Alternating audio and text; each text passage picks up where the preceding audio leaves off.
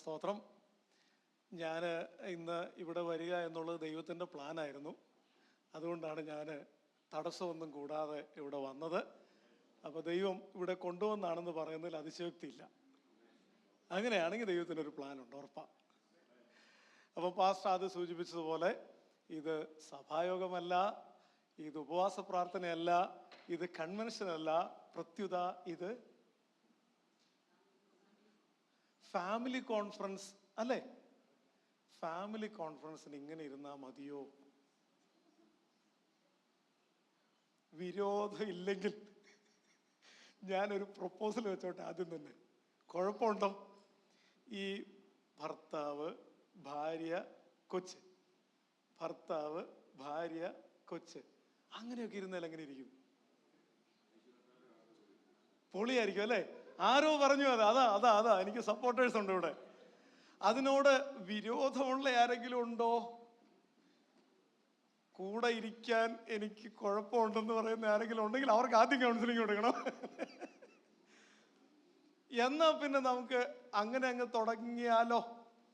ആർക്കും വിരോധമില്ലാത്ത സ്ഥിതിക്ക് എന്നാൽ നമുക്ക് എല്ലാവർക്കും എഴുന്നേറ്റ് നിൽക്കാം. എന്നിട്ട് സ്വന്തം സീറ്റ് വിട്ട് ഒന്ന് മാറാം. അവനവൻ്റെ പാർട്ട്ണറെ കണ്ടുപിടിക്കുക. നമുക്ക് സ്റ്റാർട്ട് ചെയ്യാം. ഈ ഫാമിലി കോൺഫറൻസും ക്ലാസ്സും ഒക്കെ ആകുമ്പോൾ ഒരു പ്രത്യേകതയുണ്ട്. എനിക്ക് അങ്ങോട്ട് ചോദ്യം ചോദിക്കാനൊക്കെയുള്ള അവകാശം ഉണ്ടായിരിക്കുന്നതാണ്. ഉത്തരങ്ങളും പ്രതീക്ഷിക്കപ്പെടുന്നുണ്ട്. നിങ്ങൾക്ക് ഇങ്ങോട്ടും ചോദിക്കാം, കമൻ്റ് ആകാം, ചോദ്യമാകാം. അപ്പോളേ ബോറടിക്കാതിരിക്കത്തുള്ളൂ. ഇല്ലെങ്കിൽ കുറേ കഴിയുമ്പം ചില ആൾക്കാർ എന്നെ അവിടെ ഇരുന്നുകൊണ്ട് ഇങ്ങോട്ട് പോകാന്ന് പറയും. അപ്പൊ നമുക്ക് തുടങ്ങാം. വിവാഹ ജീവിതത്തിലോട്ട് പ്രവേശിച്ചിട്ട് 30 വർഷത്തിലേറെ ആയിട്ടുള്ളവർ കൈപൊക്കാം. ഒരാൾ മാത്രമുണ്ട്, രണ്ടുപേരുണ്ട്. ഓക്കെ, ഒരു വർഷം കുറവാണ് അല്ലേ? ഓക്കെ. 20 വർഷത്തിലേറെ ആയവർ കൈപൊക്കാം. 4-5 പേര്. 20. ഓക്കെ, കാൽക്കുലേറ്റ് ചെയ്ത് വരുമായിരുന്നു ഇപ്പോഴാ. 10 വർഷത്തിലേറെ ആയവർ കൈവക്കാം. ഓക്കെ, നല്ലൊരു പങ്ക് ആളുകൾ 10 വർഷം കഴിഞ്ഞു. 10 വർഷത്തിൽ താഴെയുള്ളവരാണ് ഇനി കൈവക്കുന്നത്. എല്ലാ വിഭാഗത്തിൽ ജൂനിയേഴ്സ് തൊട്ട് സീനിയേഴ്സ് വരെ ഉണ്ട്. ശരി, രണ്ടാമത്തെ ചോദ്യത്തിലേക്ക് വരാം. കുടുംബജീവിതത്തിലേക്ക് പ്രവേശിച്ചിട്ട് ഇന്നേ വരെ പങ്കാളിയോട് പിണങ്ങിയിട്ടില്ലാത്തവർ മാത്രം കൈവക്കാം.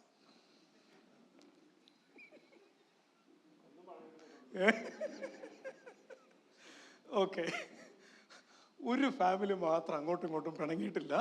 അപ്പം നമുക്ക്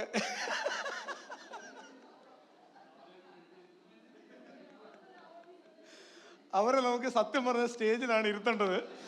അതിന് മണ്ടയ്ക്ക് വല്ലതും ഇരുത്താമെങ്കിൽ ആ 2 സ്ഥലത്തായിരുന്നു വെറുതെ.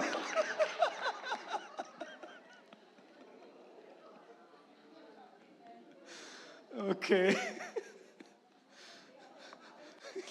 എത്ര നല്ല മനോഹരമായ ഒബ്സർവേഷൻ. അപ്പൊ നമുക്കൊരു കാര്യം മനസ്സിലായി, കൂടി വന്നിരിക്കുന്ന എല്ലാവർക്കും കൗൺസിലിംഗ് വേണം എന്ന് മനസ്സിലായി. അപ്പോൾ നമുക്ക് നമ്മുടെ ടോപ്പിക് ഇങ്ങനെയാണ് കൊടുത്തിരിക്കുന്നത്: 1 heart 1 home, cultivating harmony in chaotic times. കുറേ നല്ല നല്ല വാക്യങ്ങൾ വേദപുസ്തകത്തിലുണ്ട്. അതിനെ എഴുതി വച്ചിരിക്കുന്ന ഒരു ഇംപ്രൊവൈസ്ഡ് വേർഷൻസ് ഒക്കെ ഇത്. Look at how good and pleasing it is when families live together as one. It's an improvised version. But if someone doesn't provide for their own family, and especially for a member of their household, they have denied the faith. They are worse than those who have no faith. 1 Timothy 5:8. Husbands, love your wives and don't be harsh with them. Colossians 3:19. Parents, don't provoke your children in a way that ends up discouraging them. മനോഹരമായ വാക്യങ്ങൾ നമുക്കുണ്ട്. നമ്മൾ കർത്താവിനെ അറിയുന്നവരാണ്. കുടുംബജീവിതം എന്താണ്, കുടുംബജീവിതത്തിൻ്റെ theology എന്താണെന്നൊക്കെ ചോദിച്ചാൽ നമുക്കെല്ലാവർക്കും കാണാതെ അറിയാവുന്ന അത്രയും പ്രസംഗങ്ങൾ നമ്മൾ കേട്ടിട്ടുണ്ട്. എത്രയോ കല്യാണ പ്രസംഗങ്ങൾ നമ്മൾ കേട്ടിട്ടുണ്ട്. കുഞ്ഞാടിൻ്റെ കല്യാണത്തെക്കുറിച്ച് ഇഷ്ടം പോലെ നമ്മൾ കേട്ടിട്ടുണ്ട്.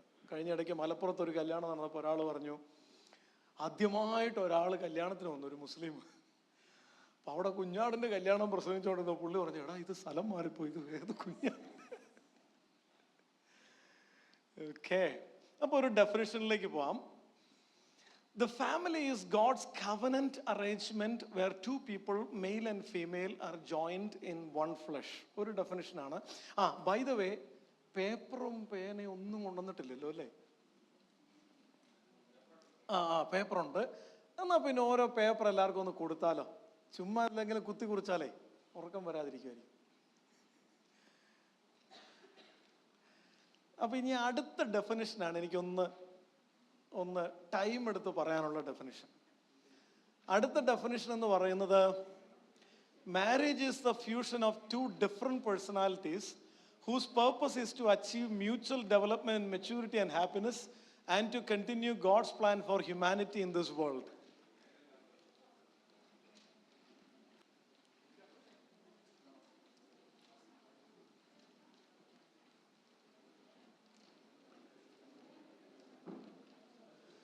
പേന കൊണ്ടുവന്നിട്ടില്ലാത്തവർ കൈവക്കിയാൽ പേന തരുന്നതായിരിക്കും. പേന കൊണ്ടുവരുന്നുണ്ട്.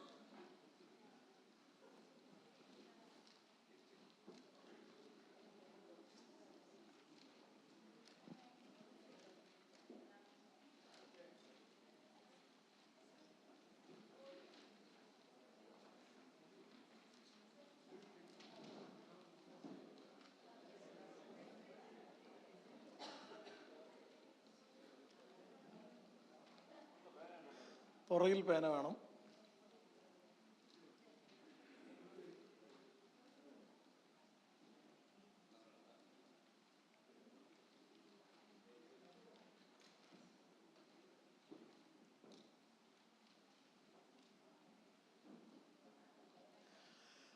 ബൈ ദ വേ, ഭർത്താവും ഭാര്യയും മക്കളും കൂടെയാണല്ലോ ഇരിക്കുന്നത്. ഭർത്താവും ഭാര്യയും അടുത്തിരിക്കണം. ആരെങ്കിലും മക്കളെ നടുക്കിയിരുത്തിയിട്ടുണ്ടെങ്കിൽ പ്ലീസ് ചേഞ്ച് യുവർ സീറ്റ്സ്. അല്ല പിന്നെ എനിക്ക് തോന്നി.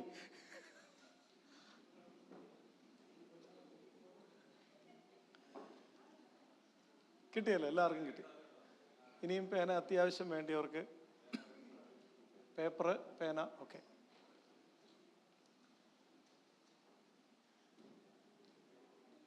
Okay, thank U. അപ്പം നമ്മുടെ ഡെഫിനിഷനിലേക്ക് നമ്മൾ വരികയാണ്. എനിക്ക് വളരെ ഇഷ്ടപ്പെട്ട ഒരു ഡെഫിനിഷനാണിത്. അത് തുടങ്ങുന്നത്, രണ്ട് വ്യത്യസ്ത വ്യക്തിത്വങ്ങൾ ഒന്നിക്കുക എന്ന് പറയുന്ന ആശയത്തിൽ നിന്ന് സ്റ്റാർട്ട് ചെയ്യുന്നത്. Okay, two different personalities. ഇവിടെ ഇരിക്കുന്ന എല്ലാവരും എഗ്രി ചെയ്യുന്ന ഒരു കാര്യമാണ്, നിങ്ങളുടെ പങ്കാളിയുടെ സ്വഭാവം നിങ്ങളുടെ സ്വഭാവത്തിന് നേരെ ഓപ്പോസിറ്റാണ്. ആണല്ലോ? അങ്ങനെ ആയിരിക്കണം അല്ലേ? അല്ലെങ്കിൽ സത്യം പറഞ്ഞ് നിങ്ങൾ ആലോചിച്ച് നോക്കി, ആദ്യത്തെ കുടുംബം ഉണ്ടല്ലോ ഉൽപ്പത്തി പുസ്തകത്തിൽ, ദൈവം തമ്പുരാൻ ആദാമിനെ സൃഷ്ടിച്ചു, അദ്ദേഹം ഏകനായിരിക്കുന്ന അന്നല്ലെന്ന് ദൈവം കണ്ടു. അപ്പൊ ദൈവം തീരുമാനിച്ചല്ലോ ഒരാളെ കൊടുക്കുക എന്നുള്ളത്. Decision came from God. Decision came from God. 25 വർഷമായിട്ട് ഫാമിലി ലൈഫ് നയിക്കുന്ന ഒരു ഫാമിലി ഈ ഇടയ്ക്ക് എൻ്റെ അടുത്ത് കൗൺസിലിങ്ങിന് വന്നപ്പം ഭാര്യയും ഭർത്താവും കൂടി ഇരിക്കുക. ഈ ഭർത്താവ് എടുത്തടിക്ക് ഒരു സ്റ്റേറ്റ്മെന്റ്, പാസ്റ്ററെ ഞങ്ങളുടെ കുടുംബജീവിതം ദൈവഹിതമല്ലായിരുന്നു, അതിൻ്റെ കുഴപ്പങ്ങളാണ് ഇതെല്ലാം. ഞാൻ ഞെട്ടിപ്പോയി. ഞാൻ ചോദിച്ചു, അതെന്താ അങ്ങനെ പറയാൻ കാര്യം? അത് അന്ന് പ്രപ്പോസൽ വന്നിങ്ങനെ ഇതെല്ലാം നടന്നുകൊണ്ടിരുന്നപ്പോൾ ഞാൻ ഒരാൾ പ്രാർത്ഥിക്കാൻ പറഞ്ഞായിരുന്നു. അപ്പോൾ ആ ആള് ഒരു ഇരുട്ട് കാണുന്നു എന്ന് പറഞ്ഞായിരുന്നു കണ്ണടച്ചപ്പം. അപ്പൊ എനിക്ക് തോന്നി, ചേടാ ഇതൊരു ഗുരുതരമായ ആരോപണമല്ലേ പറഞ്ഞേക്കുന്നേ. 25 വർഷം കഴിഞ്ഞപ്പോഴാണ് ഈ പാർട്ട്ണർ പറയുന്നത് ഞങ്ങള് കല്യാണം കഴിച്ച് ദൈവഹിതമല്ലായിരുന്നു. അതിന്റെ കാരണം പറയുന്നത് പ്രാർത്ഥിച്ച ഒരാള് ഇരുട്ട് കണ്ടു. അപ്പൊ ഞാൻ അവിടെ ഇരുന്ന് കർത്താവിനോട് പറഞ്ഞു, എൻ്റെ മനസ്സിൽ, കർത്താവ് എന്തെങ്കിലും ഒരു ആശയം എന്താ, ഇത് തെറ്റാണല്ലോ ഈ പുള്ളി പറയുന്നത്, ഇതിന് എങ്ങനെയാണ് ഞാൻ ഇതിനൊരു മറുപടി കൊടുക്കുക എന്ന് ഇങ്ങനെ വിചാരിച്ചുകൊണ്ട് കർത്താവ് എൻ്റെ അകത്തൊരു ഇൻസൈറ്റ് തന്ന് ഞാൻ അദ്ദേഹത്തോട് പറഞ്ഞു, ആരാ നിങ്ങളുടെ കല്യാണം നടത്തിയത്? ഇന്ന പാസ്റ്റർ കല്യാണം നടത്തി. ഓക്കെ, കല്യാണം നടത്തിയ സമയത്ത് ആ പാസ്റ്റർ ഇങ്ങനെ ഒരു സ്റ്റേറ്റ്മെന്റ് പറഞ്ഞായിരുന്നോ? ഏദൻ പൂങ്കാവനത്തിൽ ഇറങ്ങി വന്ന് ആദ്യ മാതാപിതാക്കളെ ആദമിനെയും ഹവ്വയെയും യോജിപ്പിച്ചവനായ സർവശക്തനായ ദൈവം തന്നെ നിങ്ങളെ യോജിപ്പിക്കുമാറാകട്ടെ. ഓർമ്മയുണ്ടോ ആ ദിവസം?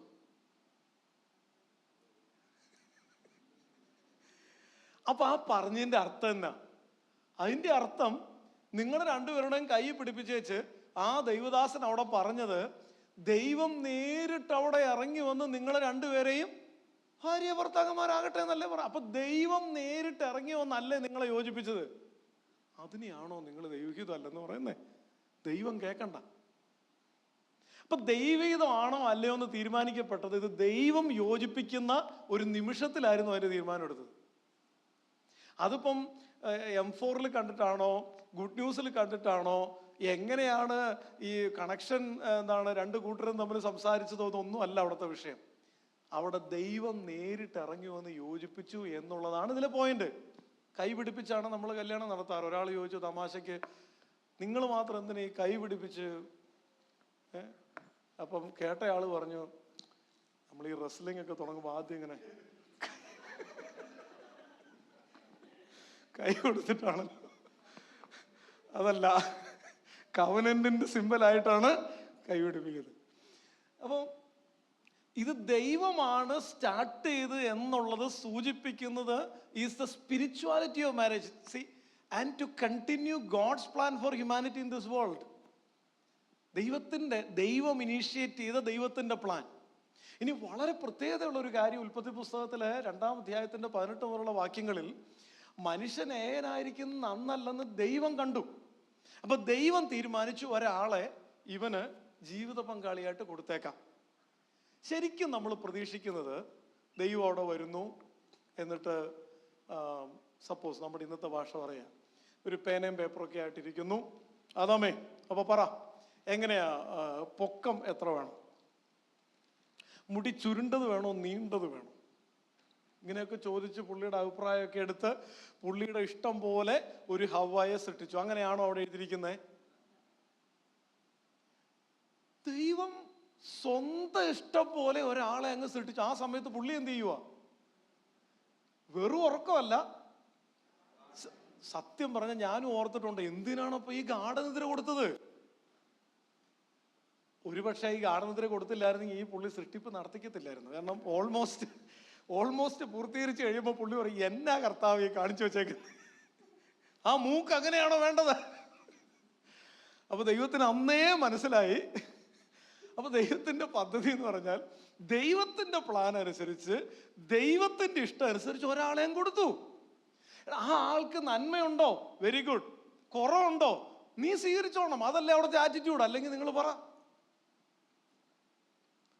നിങ്ങൾ കല്യാണം കഴിക്കാൻ നേരത്ത് നിങ്ങൾ കല്യാണം കഴിക്കാൻ പോകുന്ന പാർട്ട്ണറിനെ കുറിച്ചുള്ള 100% എൻക്വയറിയും അന്വേഷണവും ചക്ക തുന്നിച്ച് നോക്കുന്ന പോലെ ഒന്നും നടക്കൂല അല്ലേ? നമ്മുടെ നാട്ടുമ്പുറത്തെ ഭാഷ അത്, പഴുത്തോ ഇല്ലയോ എന്ന് അറിയാൻ വേണ്ടി നടക്കൂല. കല്യാണം കഴിക്കുന്നതിന് മുൻപേ അഥവാ എന്തോരം സംസാരിച്ചു എന്ന് പറഞ്ഞാലും, രാവും പകലും ഫോണിൽ കൂടെ വർത്താനം പറഞ്ഞു എന്ന് പറഞ്ഞാലും, അവിടെയൊക്കെ ഒരു സ്റ്റേജാണ് വർക്ക് ചെയ്യുന്നത്. ആ സ്റ്റേജിന്റെ പേര് റൊമാൻറ്റിക് സ്റ്റേജ് എന്നാണ്. കല്യാണം കഴിഞ്ഞാൽ, ഇല്ലെങ്കിൽ രണ്ടുപേര് തമ്മിൽ അടുത്ത് കഴിഞ്ഞാൽ ആദ്യം പ്രവേശിക്കുന്ന ഒരു സ്റ്റേജാണ് റൊമാൻറ്റിക് സ്റ്റേജ്. അതാണ് സേവ് ദ ഡേറ്റ് ആൽബത്തിന്റെ സിംബോളിഫിക്കേഷൻ എന്നൊക്കെ പറയാം. പക്ഷെ ആ സ്റ്റേജ് എന്നും നിൽക്കൂല. റൊമാൻറ്റിക് സ്റ്റേജ് നേരെ അടുത്ത ഒരു സ്റ്റേജിലോട്ട് കയറും. അത് എന്നാണ് കയറുന്നതെന്ന് ഇറ്റ് ഡിപ്പെൻസ്. ചില ആളുകൾക്ക് ചില ദിവസങ്ങൾക്കുള്ളിൽ അടുത്ത സ്റ്റേജിലോട്ട് കയറും, ചില ആളുകൾക്ക് ചില മാസങ്ങൾ കഴിഞ്ഞേ കയറത്തുള്ളൂ. റൊമാൻറ്റിക് സ്റ്റേജ് അറിയണമെങ്കിൽ അവർ നടക്കുന്ന നോക്കിയാൽ മതി. കല്യാണം കഴിഞ്ഞ് ഉടൻ തന്നെ ഉള്ള കുറച്ച് നാളുകളിൽ ആ കപ്പിൾ നടക്കുന്ന നടപ്പ്, എൻ്റെ ദൈവമേ, കയ്യോട് കൈ കോർത്ത് പിടിച്ച് സയാമീസ് ഇരട്ടകളെ പോലെ ഇങ്ങനെ നടക്കുന്നുണ്ടോ? തട്ടി വീഴും, അത്ര അടുപ്പമാണ്. പക്ഷെ കുറെ നാൾ കഴിഞ്ഞപ്പോൾ ആണ്ട് പോകുന്നു ഭർത്താവ്, ഭാര്യ ഒന്ന് നിന്നേന്നും പറഞ്ഞ് ഓടുന്നതാണ്. ഒരു ട്രാൻസിഷൻ. ഏതെങ്കിലും ഒരു ദിവസം പാർട്ട്നേഴ്സ് ഒരാള് ഇങ്ങനെ പറയുന്നു എന്ന് വിചാരിക്കുക, ഇതെന്താ ഇങ്ങനെയൊക്കെ വർത്താനം പറയുന്നത്? ആഹാ, ഇങ്ങനെ ഒരു മുഖം ഉണ്ടായിരുന്നു, ഞാൻ അറിഞ്ഞില്ലല്ലോ. ഓ അത് ശരി, ഇപ്പൊ ഇങ്ങനെ ഒരു കയ്യിലിരിപ്പുണ്ടായിരുന്നല്ലേ എന്ന് പറയുമ്പോൾ നമുക്ക് മനസ്സിലായി റൊമാൻറ്റിക് സ്റ്റേജ് തീർന്നു. ഫ്ലൈറ്റ് ലാൻഡ് ചെയ്തു. ഇനി അങ്ങോട്ടൊരു ഇച്ചിരി കൺഫ്യൂഷനാണ്. ഇതിന്റെ പേര് ഡിസൊല്യൂഷൻമെന്റ് സ്റ്റേജ് എന്ന്. ഒരു ചെറിയൊരു കൺഫ്യൂഷൻ. എൻ്റെ ദൈവമേ, തെറ്റിപ്പോയോ തീരുമാനം? ഇങ്ങനെയൊന്നും അല്ലായിരുന്നു. ചിരിക്കാതെ വർത്താനം പറഞ്ഞിട്ടില്ലാത്ത ആളാ ഇപ്പൊ ഇങ്ങനെ ചൂടാവുന്ന എന്നോട് എന്ന് പറയുന്ന ഒരു സ്റ്റേജ് ഉണ്ട്. ഇത് കഴിഞ്ഞല്ലേ കിടക്കുന്നത്. അടുത്ത സ്റ്റേജിന്റെ പേരാണ് പവർ സ്ട്രഗിൾ സ്റ്റേജ് എന്ന് പറയും.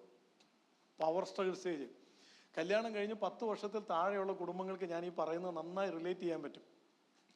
ലോകത്തിലുള്ള എല്ലാ കുടുംബങ്ങളും പവർ സ്ട്രഗിൾ സ്റ്റേജിലൂടെ പോകാറുണ്ട്. പിന്നെ 20 വർഷമൊക്കെ ആയവരങ്ങ് പയറ്റി തെളിഞ്ഞു എന്ന് വിചാരിച്ചാൽ മതി. പവർ സ്ട്രഗിൾ സ്റ്റേജിന്റെ പ്രത്യേകത ഞാൻ പറയാം.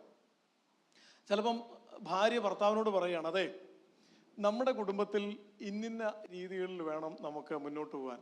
അങ്ങനെ പറഞ്ഞു, ഞങ്ങളുടെ വീട്ടിൽ അങ്ങനെയാണ് ഞാൻ കണ്ടുപിടിച്ചേക്കുന്നത്. അപ്പൊ ഭർത്താവ് പറയാ, അത് അങ്ങനെയാണല്ലേ, എന്നാൽ ഞങ്ങളുടെ വീട്ടിൽ അങ്ങനെയല്ല.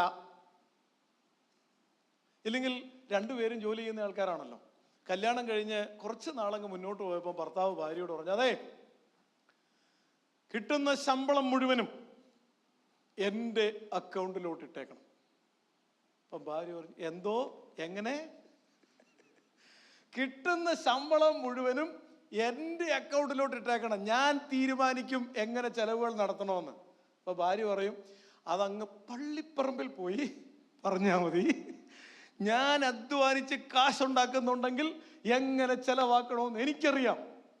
അപ്പം ഭർത്താവ് പറയും, അതെ ഈ കുടുംബത്തിൽ ഒരു തല മതി, ഞാനാണ് തല. അപ്പൊ ഭാര്യ പറയും, നിങ്ങൾ തലയാണെങ്കിൽ ഞാനാ കഴുത്ത്.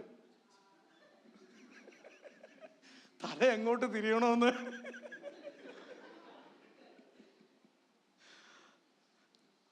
Power struggle സ്റ്റേജായി.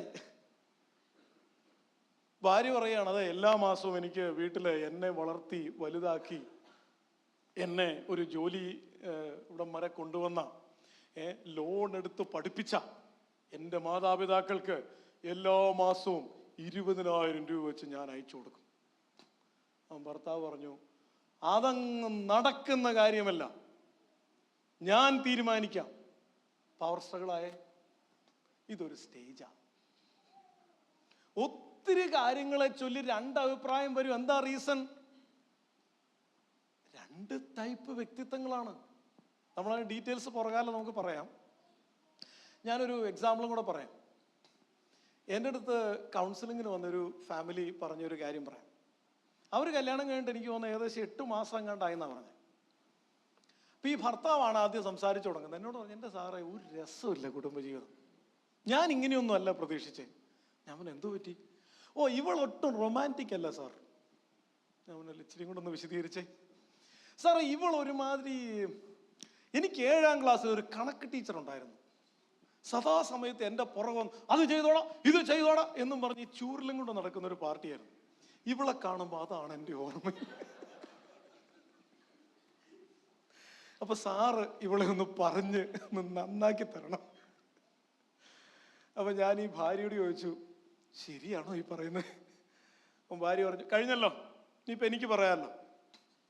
സാറേ പുള്ളിയോട് ചോദിച്ചേ, 1 കിലോ തക്കാളിക്ക് എത്ര വില എന്ന് ചോദിച്ചേ. 8 മാസമായല്ലോ കുടുംബജീവൻ നടത്തുന്നു. ചോദിച്ചേ 1 ലിറ്റർ പാലിന് എത്രയാന്ന് ചോദിച്ചേ. പുള്ളിക്ക് അറിയില്ല. എന്നാ കാര്യം? ആ പുള്ളിയുടെ കുടുംബജീവിതത്തെ കുറിച്ചുള്ള കൺസെപ്റ്റ് എന്ന് പറഞ്ഞു കഴിഞ്ഞാൽ ഇങ്ങനെ നമ്മൾ ഈ ചളിയടിച്ച് റൊമാൻറ്റിക്കും പിടിച്ച് നടക്കുക. സാറേ അതുകൊണ്ടൊന്നും കുടുംബജീവിതം ആകില്ല. കുടുംബജീവിതമായാൽ ഉത്തരവാദിത്വം വേണം സാർ, ഉത്തരവാദിത്വം. ഒരു ഉത്തരവാദിത്വം എടുക്കത്തില്ല, സദാസമയത്ത് ഇങ്ങനെ തമാശ അടിച്ച് ചളിയടിച്ച് നടക്കുക. ഇതൊന്നും കുടുംബജീവിതം ആകത്തില്ല. അപ്പോൾ 2 കൂടെ പുള്ളിക്കാരത്തി പറഞ്ഞു കഴിഞ്ഞപ്പോൾ ഞാൻ ഈ ഹസ്ബൻഡിനോട് ചോദിച്ചു, ഒരു ഇച്ചിരി നിങ്ങളുടെ ഫാമിലിയും നിങ്ങളുടെ ബാക്ക്ഗ്രൗണ്ടിനെ കുറിച്ചൊന്ന് സംസാരിക്കാമോ?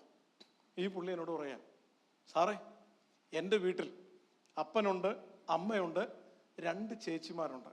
ഞാനും എൻ്റെ തൊട്ടുമൂത്ത ചേച്ചിയും തമ്മിൽ ഏകദേശം 7 വയസ്സിൻ്റെ വ്യത്യാസമുണ്ട്. അപ്പൊ ഇൻ ഇഫക്റ്റ് എൻ്റെ വീട്ടിൽ എനിക്ക് 4 പാരൻസ് ആണ് ഉണ്ടായിരുന്നത്. എൻ്റെ സകല കാര്യങ്ങളും ഇവരങ്ങ് നോക്കും, ഒന്നും അറിയണ്ട. എൻ്റെ ആകെയുള്ള ഉത്തരവാദിത്വം 4 വെളുപ്പടിക്കുക, ഇവരെ എല്ലാം ചിരിപ്പിക്കുക. I was the clown in the family. അപ്പൊ നമുക്ക് മനസ്സിലായേ. അപ്പൊ ഞാൻ ഈ ഭാര്യയോട് ചോദിച്ചു, നിങ്ങളുടെ കുടുംബത്തിന്റെ പശ്ചാത്തലം ഒന്ന് പറയാമോ? സാറേ തീയിൽ കുരുത്തതാണ് ഞാൻ. എന്ന് വെച്ചാൽ ഞാൻ 10ാം ക്ലാസ്സിൽ പഠിക്കുമ്പോൾ എൻ്റെ ഫാമിലി ആയിട്ടാണ് ഇരിക്കുന്നത്. ഓക്കെ. 10ാം ക്ലാസ്സിൽ പഠിക്കുമ്പോൾ എൻ്റെ മമ്മി മരിച്ചു പോയതാണ് സർ. അത് കഴിഞ്ഞ് ഞാനാണ് കാര്യങ്ങൾ, എൻ്റെ അനിയത്തി വഴിതെറ്റി പോകാൻ നോക്കിയത് ഞാനാണ് സർ. രാവിലെ എഴുന്നേറ്റ് കഞ്ഞിയും കറിയും വെച്ച് കാര്യങ്ങളൊക്കെ ഞാനൊക്കെ ഡിഗ്രിക്ക് പഠിക്കുന്ന സമയത്ത് പപ്പ എന്നോടായിരുന്നു അഭിപ്രായങ്ങൾ ചോദിച്ചിരുന്നത്. അതുപോലൊരു കുടുംബം മമ്മിക്ക് പകരക്കാരിയായി നോക്കി നടത്തിയ ആളാണ് ഞാൻ. അപ്പൊ കണക്ക് ടീച്ചർ ഏതിൽ വന്നു എന്ന് മനസ്സിലായോ? ഇങ്ങനെ 2 പശ്ചാത്തലത്തിൽപ്പെട്ട 2 വ്യത്യസ്ത ഫോർമേഷനിലൂടെ പോയ 2 ടൈപ്പ് കാഴ്ചപ്പാടുള്ള 2 പേരും കൂടെ ഒന്നായി തീരുന്നതിനെയാണ് കുടുംബമെന്ന് വിളിക്കുന്നുണ്ടെങ്കിൽ ആ കുടുംബത്തിൽ പിണക്കം ഉണ്ടാകുമോ ഇല്ലയോ? ഉണ്ടാകാം. തികച്ചും സ്വാഭാവികം. ഭർത്താവിന്റെ സ്വഭാവം കൃത്യനിഷ്ഠ. 10 മണിക്ക് ആരാധന തുടങ്ങും, 9:45 അവിടെ ചെല്ലണം. 9:45 ചെല്ലണമെങ്കിൽ 9:15 അടിക്കുമ്പോൾ വണ്ടി കയറണം എന്നുള്ള ഭർത്താവിന് ദൈവം ഒരു ഭാര്യയെ കൊടുക്കും. 9:15 പോയിട്ട് 9:25 ആകാതെ അത് എന്ത് കളിച്ചാലും, പിന്നെ ഇവിടെ ഒന്നും അങ്ങനെ അല്ലായിരിക്കാം, അവിടത്തെ കാര്യം പറയാം, അങ്ങ് കോട്ടയത്തെ കാര്യം ഇവിടെ ഉണ്ട്. അപ്പം 9:15 അടിക്കുമ്പോൾ ഭർത്താവ് തുടങ്ങും. അപ്പൊ ഭാര്യ ദാ വരുന്ന അച്ഛ. അപ്പം അച്ചായൻ കാറിൽ കയറിയിരുന്നു. 9:18 വരെ നോക്കി. കീ സിഗ്നൽ നമ്പർ 1, പുള്ളിക്കാരത്തി വരുന്നില്ല. 2 മിനിറ്റും കൂടെ നോക്കി. കീ. അപ്പൊ നാട്ടുകാർക്ക് എല്ലാം മനസ്സിലായി, രണ്ടും കൂടെ എവിടെയോ പോവാന്ന് തോന്നുന്നു. അപ്പൊ അവിടുന്ന് ഒരാൾ ഇറങ്ങി വരുന്ന കാണാം. ഒരു കയ്യിൽ ബാഗ്, ഒരു കയ്യിൽ ചീപ്പ്, ഒരു കയ്യിൽ അങ്ങനെ ഉള്ള ഒരാളെ ദൈവം കൊടുക്കും. ചില ഭാര്യമാർക്കൊരു സ്വഭാവമുണ്ട്, അടുക്കും ചിട്ടയും എല്ലാം അതതിൻ്റെ സ്ഥാനത്ത്. മൊബൈൽ ഫോൺ ഇവിടെ വെക്കാവുള്ളൂ, അവിടെ ഇവിടെ കൊണ്ടിട്ടിട്ട് എൻ്റെ മൊബൈൽ കാണും. അലക്കാനുള്ള തുണി അവിടെ ഒരു ബാസ്ക്കറ്റ് ഉണ്ട്, അതിലേ ഇടാവുള്ളൂ. ഇങ്ങനെ നിഷ്കർഷയുള്ള ഭാര്യയ്ക്ക് ദൈവം ഒരു ഭർത്താവിനെ കൊടുക്കും. ഇങ്ങോട്ട് വരുന്നേം കാണാം, ഷർട്ട് അപ്പുറത്ത്, ബനിയൻ ഇപ്പുറത്ത്, 2 എണ്ണം കട്ടിലിന്റെ കീഴ്. അപ്പൊ എൻ്റെ ദൈവമേ, എന്തിനാണോ ഇങ്ങനെ ഒരാളെ തന്നെ എനിക്ക്? അല്ല, അതിന്റെ പുറകിലുള്ള പർപ്പസ് എന്താണെന്നറിയാമോ? ഒരാൾക്ക് ഒരു സ്വഭാവം ഇച്ചിരി കുറഞ്ഞുപോയി, അപ്പൊ അടുത്തയാൾക്ക് ആ സ്വഭാവം ഇച്ചിരി കൂടി, ഇച്ചിരി എക്സസ്. ഇവിടെ ഇച്ചിരി ഡെഫിഷ്യൻസി ഉണ്ടേ, അത് ഫില്ലപ്പ് ചെയ്യണമെങ്കിൽ ഇവിടെ ഇച്ചിരി എക്സസ് വേണ്ടേ? എന്നാലേ കോംപ്ലിമെന്ററി ആകാൻ പറ്റൂ. ഇതാണ് ദൈവത്തിന്റെ പ്ലാൻ. ഈ ഡിഫറൻസിനെ ഇനി നമ്മൾ പറയുന്ന കുറച്ച് കാര്യങ്ങളുണ്ട്. ചില ആൾക്കാർ പറയും, ഭയങ്കര ഇമോഷണലാണ് എൻ്റെ ഭാര്യ. പക്ഷെ ഇമോഷണൽ ആകുന്നത് നിങ്ങൾക്ക് ചിലപ്പോൾ ഭർത്താക്കന്മാർക്ക് അത്ര ഇമോഷണൽ ആകാൻ പറ്റുന്നില്ല. ആ ഡിഫറൻസസിനെ എത്രത്തോളം ഉൾക്കൊള്ളാൻ പറ്റുന്ന ഒരു പുസ്തകമുണ്ട്. ഞാൻ അതിൻ്റെ കൂടുതൽ ഡീറ്റെയിൽസ് പുറകാലം നമുക്ക് സംസാരിക്കാം. Men are from Mars and women are from Venus. കേട്ടിട്ടുണ്ടോ പുസ്തകത്തെ കുറിച്ച്? വളരെ ലോകപ്രശസ്തമായ പുസ്തകം, ഫ്രീ ഡൗൺലോഡബിൾ ആണ് ഇന്റർനെറ്റിൽ നിന്ന്, വായിക്കാൻ പറ്റിയൊരു സംഭവം. അപ്പൊ നമ്മൾ പറഞ്ഞു വന്നത്, it's A fusion of 2 different personalities. There is a purpose. The purpose is to achieve mutual development in maturity and happiness. 2 പേരും കൂടി ഒരുമിച്ച് പക്വതയിലേക്കും സന്തോഷത്തിലേക്കുമുള്ള മ്യൂച്വൽ ഡെവലപ്മെന്റ് ആണ് ഫാമിലി ലൈഫ് നടക്കുന്നത്. 2 പേരും കൂടെ ഒരുമിച്ച് വളരുകയാണ്. അവിടെയാണ് ഈ പറയുന്ന പവർ സ്ട്രഗിൾ സ്റ്റേജ് അനിവാര്യമാകുന്നത്. പവർ സ്ട്രഗിൾ സ്റ്റേജ് ഉണ്ടെങ്കിൽ ആ ഡിഫറൻസസ് അങ്ങോട്ടും ഇങ്ങോട്ടും മനസ്സിലാക്കാൻ പറ്റൂ. നല്ല പിണക്കം ഉണ്ടാവും. അപ്പൊ കുറച്ച് കഴിയുമ്പോണ്ടല്ലോ അവർ ചില സ്ട്രാറ്റജി കണ്ടുപിടിക്കും. നല്ല ചില സ്ട്രാറ്റജി ഉണ്ട്. അതിൽ ഒരു സ്ട്രാറ്റജി വേദപുസ്തകത്തിന് ഞാനൊന്ന് എക്സാമ്പിൾ പറയാം. 1 ശമൂവേലിന്റെ പുസ്തകം 25-ാം അധ്യായത്തിലുണ്ട്. എടുത്ത് വായിക്കണ്ട, ഞാൻ പറഞ്ഞു വിടാം, പിന്നീട് വായിച്ചാൽ മതി. നമ്മൾ ഈ പറഞ്ഞ ഒരു ഡിഫറൻസ് ഇതാണ്. ഈ പുരുഷന്മാരെ സംബന്ധിച്ച് അവർക്ക് ഈ റെക്കഗ്നിഷൻ ഒത്തിരി വേണമെന്ന് പൊതുവെ ഡിമാൻഡ് ചെയ്യാറുണ്ട്. അവർ ഡിമാൻഡ് ചെയ്യുക ഇൻ ദ സെൻസ്, വാക്കാൽ പറഞ്ഞില്ലെങ്കിലും പ്രതീക്ഷിക്കാറുണ്ട്. അതിൻ്റെ കാരണം എന്താണെന്ന് വെച്ചാൽ അവർക്ക് ഈ ബഹുമാനം, റെസ്പെക്റ്റ് ഇതൊക്കെ ഒത്തിരി വേണമെന്ന് പൊതുവേ അവർ പ്രതീക്ഷിക്കാറുണ്ട്. കാരണം നമ്മുടെയൊക്കെ ഒരു കൾച്ചറിൻ്റെ ഭാഗമായിട്ട് ഒരു വീട്ടിലൊരു കുഞ്ഞ് ജനിച്ചു. ആ അപ്പൊ അവിടെ ചെല്ലുമ്പം പെങ്കൊച്ചാണെങ്കിൽ പെങ്കൊച്ചല്ലേ, അത് ശരി എന്നൊക്കെ പറഞ്ഞേച്ചോ. ആങ്കൊച്ചാന്ന് ആങ്കൊച്ചാണോ, ആഹാ, അതിനാ ഒരു ആ കൾച്ചറിന്റെ ഒരു പ്രത്യേകതയാണ്. അപ്പൊ ഇവൻ ഇങ്ങനെ വളർന്നു വരുന്ന സമയത്ത് ആൾക്കാരൊക്കെ വന്ന് വീട്ടിൽ വന്ന്, അപ്പൊ ഇവൻ ഇച്ചിരി കൂടെ വളർന്നു വന്ന സമയത്ത് ഇവനൊന്ന് കരയാന്ന് വിചാരിച്ചു. പെട്ടെന്ന് ഇവനെ കാണുന്ന, എടാ ആമ്പിള്ളേരെല്ലാം കരയോടാ. അപ്പൊ ഇവന്റെ തലയ്ക്കകത്ത് കയറി, ആണായതുകൊണ്ട് ഞാൻ എന്താണ്ട് വലിയ പാർട്ടിയാണ്, by virtue of my gender. അങ്ങനെ എന്തോ ഒരു കൾച്ചർ ഇതിൻ്റെ അകത്തോട്ട് കൊടുക്കുന്നുണ്ട്. ഇച്ചിരി കൂടെ കഴിയുമ്പോൾ ഈ അമ്മയുടെ അടുത്ത് വന്ന് ആരെങ്കിലും പറയാം, 2 ആൺപിള്ളേരല്ലേ ഉള്ളൂ, പിന്നെ എന്നാ വേണം. അപ്പോൾ ഈ ആൺകൊച്ചിൻ്റെ തലയ്ക്കകത്ത്, ഞാൻ ആണായതുകൊണ്ട് എന്തോ ഞാനൊരു മഹാസംഭവമാണെന്നൊരു. കല്യാണം കഴിച്ച് ഈ ഭാര്യയ്ക്ക് അറിയത്തുള്ളൂ ഇത് മഹാസംഭവമൊന്നും അല്ല. പക്ഷെ മഹാസംഭവമാണെന്ന് അകത്ത് കയറിയിരിക്കുന്നതിൻ്റെ റെക്കഗ്നിഷന് വേണ്ടി ഈ ഭർത്താവ് എപ്പോഴും ആഗ്രഹിക്കുന്നുണ്ട്. അത് കിട്ടാതിരിക്കുമ്പം, പ്രത്യേകിച്ചും ഭർത്താവിനെ ഒരു പ്രതീക്ഷയ്ക്കപ്പുറത്തേക്ക് ആ പ്രതീക്ഷ ഫുൾഫിൽ ചെയ്യാതിരിക്കുന്നത് കാണുമ്പോൾ ഭാര്യ ചിലപ്പം കമ്പയർ ചെയ്തുകൊണ്ട് ആരോടെങ്കിലുമൊക്കെ താരതമ്യപ്പെടുത്തുന്ന 2 എണ്ണം കൂടെ പറഞ്ഞാൽ തീർന്നു. അങ്ങനെ ഒരിക്കലും ഒരു ഭർത്താവിന് ഭയങ്കര ഹേർട്ടായി. അതാണ് ഞാനീ പറഞ്ഞ ആ വാക്യത്തിലെ സംഭവം. വേറെ ആരുമല്ല, ദാവീദാണ്. ദാവീദിനെ നമുക്കറിയാവുന്ന ദാവീദ് സങ്കീർത്തനം എഴുതുന്ന ദാവീദ്, ക്ഷമയുടെ എക്സാമ്പിളായ ദാവീദ്. കാരണം ദാവീദിനെ നമ്മൾ കാണുന്നുണ്ട്, ശൗലിൻ്റെ പ്രശ്നമൊക്കെ ദാവീദിനെ ഇതൊക്കെ. അപ്പം എന്തോ ക്ഷമയായിരുന്നു. ശൗലിൻ്റെ വസ്ത്രത്തിൻ്റെ അഗ്രം മുറിച്ചതേ ഉള്ളൂ, കൊല്ലാൻ അവസരം കിട്ടിയിട്ട് പോലും. പക്ഷെ ആ അഗ്രം മുറിച്ചതുകൊണ്ട് മനസാക്ഷി കുത്തിയ ആളാണ് ദാവീദ്. ഭയങ്കര ക്ഷമാശീലമുള്ള ആള്, സങ്കീർത്തനങ്ങൾ എഴുതുന്നു, ദൈവത്തോടടുപ്പം. ഇങ്ങനത്തെ ദാവീദല്ല നമ്മൾ ഈ കാണുന്ന ദാവീദ്. നമ്മൾ ഈ കാണുന്ന ദാവീദിനൊരു വ്യത്യാസം എന്നാന്നറിയാം? എടുക്കണ എല്ലാവരും വാള്, ഇന്ന് നമുക്ക് അവന്റെ കുടുംബത്തെ മൊത്തം വെട്ടി കീറണം. നമുക്ക് ആരെക്കുറിച്ചാ? കണ്ടോ, കനത്ത മൂകത. ഒന്നും കൂടെ അടുത്ത ക്ലൂ പറയാം. അവനെയും അവന്റെ വീട്ടിലുള്ള സകലത്തെയും ഇന്ന് രാത്രി ഞാൻ വെട്ടിക്കൊന്നില്ലെങ്കിൽ ദൈവം എന്നോട് ചോദിക്കട്ടെ. അബിഗേലിന്റെ ഹസ്ബൻഡ്. ക്ലൂ വന്നു. അത് ഞാൻ പേരും കൂടെ കിട്ടിയാൽ മതി. അത്രേ ഉള്ളൂ, സിമ്പിൾ. ഇത് അറിഞ്ഞിട്ടാണ് മിണ്ടായിരുന്നത്. അപ്പൊ ഈ പുള്ളി നാബാലിന്റെ വീട്ടിൽ ചെന്ന് കൊലപാതകം ചെയ്തിരുന്നെങ്കിലും, അവിടെ ചെന്ന് അവിടെ വലിയ പ്രശ്നം ഉണ്ടാക്കി അത്ര ആൾക്കാരെ കൊന്നിരുന്നെങ്കിൽ നാച്ചുറലി ആ നാട്ടുകാർ തന്നെ പിടിച്ച് പുള്ളിയെ ശൗലിന്റെ കയ്യിൽ ഏൽപ്പിച്ചിരുന്നെങ്കിൽ അടുത്തതെന്ന് പറഞ്ഞാൽ ശൗല് പുള്ളിയെ വിധിക്കും. Naturally is A criminal. അപ്പൊ പുള്ളിയെ ഡെത്ത് പണിഷ്മെന്റ് കൊടുത്തു, അതോടെ പുള്ളിയുടെ സ്റ്റോറി അവിടെ തീരുക. പക്ഷെ സംഭവം ദൈവത്തിന്റെ ഒരു പ്ലാൻ ആയിരുന്നു നമുക്ക് ചിന്തിക്കാം. ഈ ലേഡിയുടെ പേരാണ് അബിഗേൽ. അവളെ വിശേഷിപ്പിച്ചിരിക്കുന്ന ഒരു സ്റ്റേറ്റ്മെന്റ് എന്താന്ന് പറയാമോ? എന്ത് സ്ത്രീയാണ്? വിവേകമുള്ള ഭാര്യ എന്നൊക്കെ ദിവസത്തിലുണ്ട്. അതുപോലെ വിവേകമുള്ള സ്ത്രീ. ഇവള് ചെയ്ത ഒരു കാര്യം ഞാൻ പറയാം.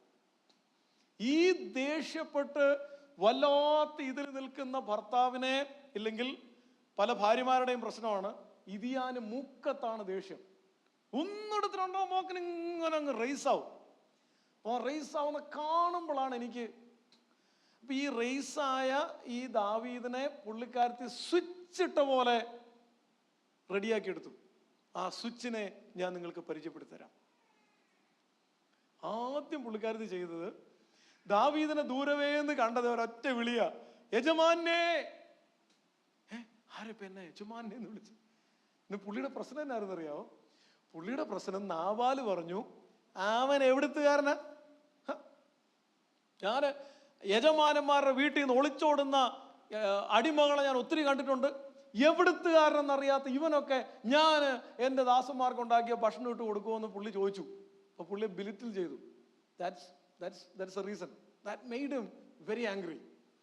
അപ്പൊ പുള്ളിക്കാരത്ത് നേരെ അവിടെയാണ് ഒന്നാമത്തെ സ്വിച്ച്.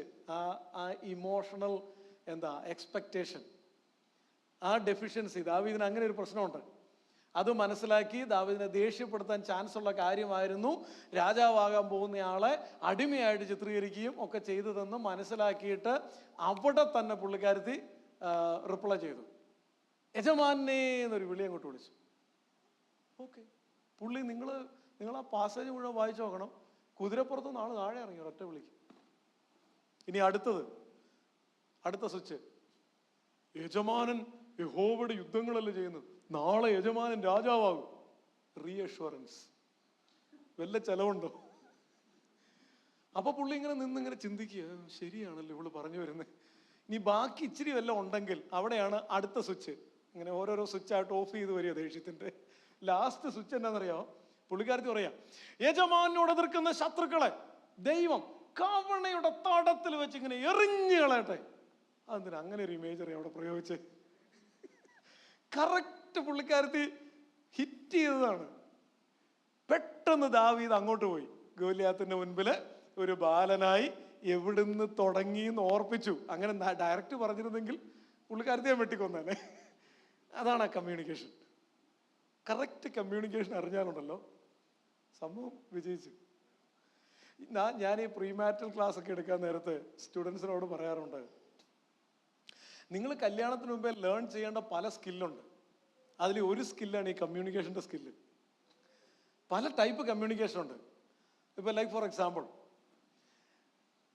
കുടുംബജീവിതത്തിലേക്ക് കയറുന്നതിന് മുൻപേ ഇല്ലെങ്കിൽ കയറിയ ആദ്യത്തെ ദിവസം ഭാര്യയുടെയും ഭർത്താവിൻ്റെയും ഇടയ്ക്ക് ഉണ്ടാകേണ്ട സുപ്രധാനമായൊരു തീരുമാനം ഞാൻ ഇൻട്രൊഡ്യൂസ് ചെയ്യും. കമ്മ്യൂണിക്കേഷനെ കുറിച്ചുള്ള തീരുമാനം.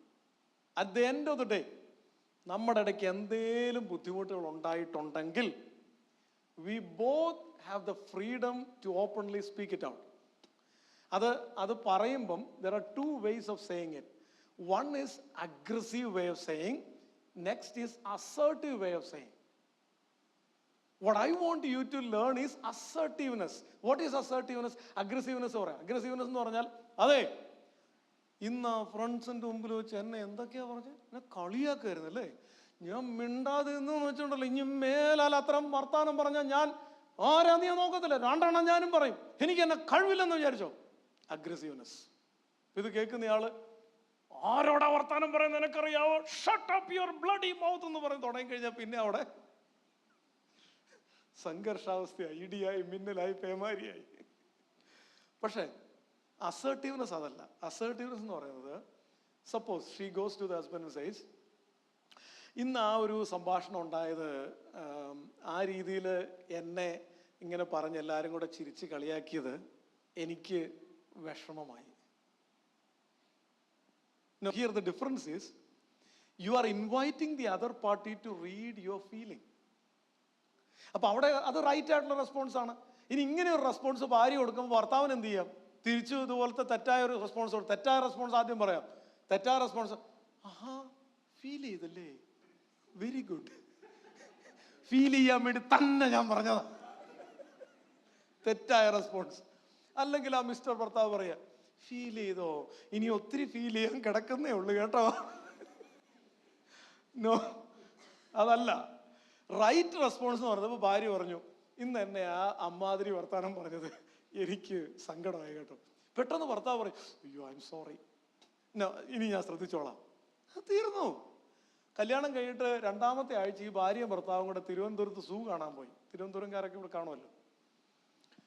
അപ്പം അങ്ങോട്ട് കയറി കഴിഞ്ഞപ്പോൾ ഈ ഭാര്യ ഭർത്താവിനോട് ചോദിച്ചു, അപ്പൊ ഇനിയിപ്പോൾ നമ്മൾ ഇവിടെ എല്ലാം കറങ്ങിപ്പോയി മൃഗങ്ങളെല്ലാം കാണണമല്ലേ? ഭർത്താവ് പറഞ്ഞു, വേണ്ട വേണ്ടേ, നമ്മളിവിടെ നിന്നാൽ മതി. അവരിങ്ങനെ ലൈനായിട്ട് ഇങ്ങനെ വന്നേച്ച്, ഹലോ ഞാനാണ് സിംഹം, പോയി, ഞാനാണ് പുലി, അങ്ങനെ പൊക്കോളും.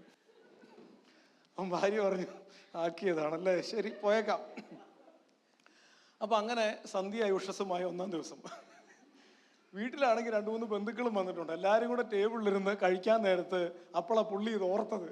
അപ്പൊ പുള്ളി എല്ലാവരോടും കൂടെ അനൗൺസ് ചെയ്തു, അതെ ഇന്നലെ ഒരു കാര്യം ഉണ്ടായി, നമ്മൾ ആ സൂവിലോട്ട് കയറിയപ്പോ ഇവള് പറയുക. അപ്പൊ അവൾക്ക് മനസ്സിലായി എന്താ പറയാൻ വന്നത്. ഇവള് പെട്ടെന്ന് അങ്ങ് ചൊറിയുന്നു. ബാക്കിയും കൂടെ പുള്ളി അങ്ങ് പറഞ്ഞു. എല്ലാവരും കൂടെ ആർത്ത് ചിരിച്ചു.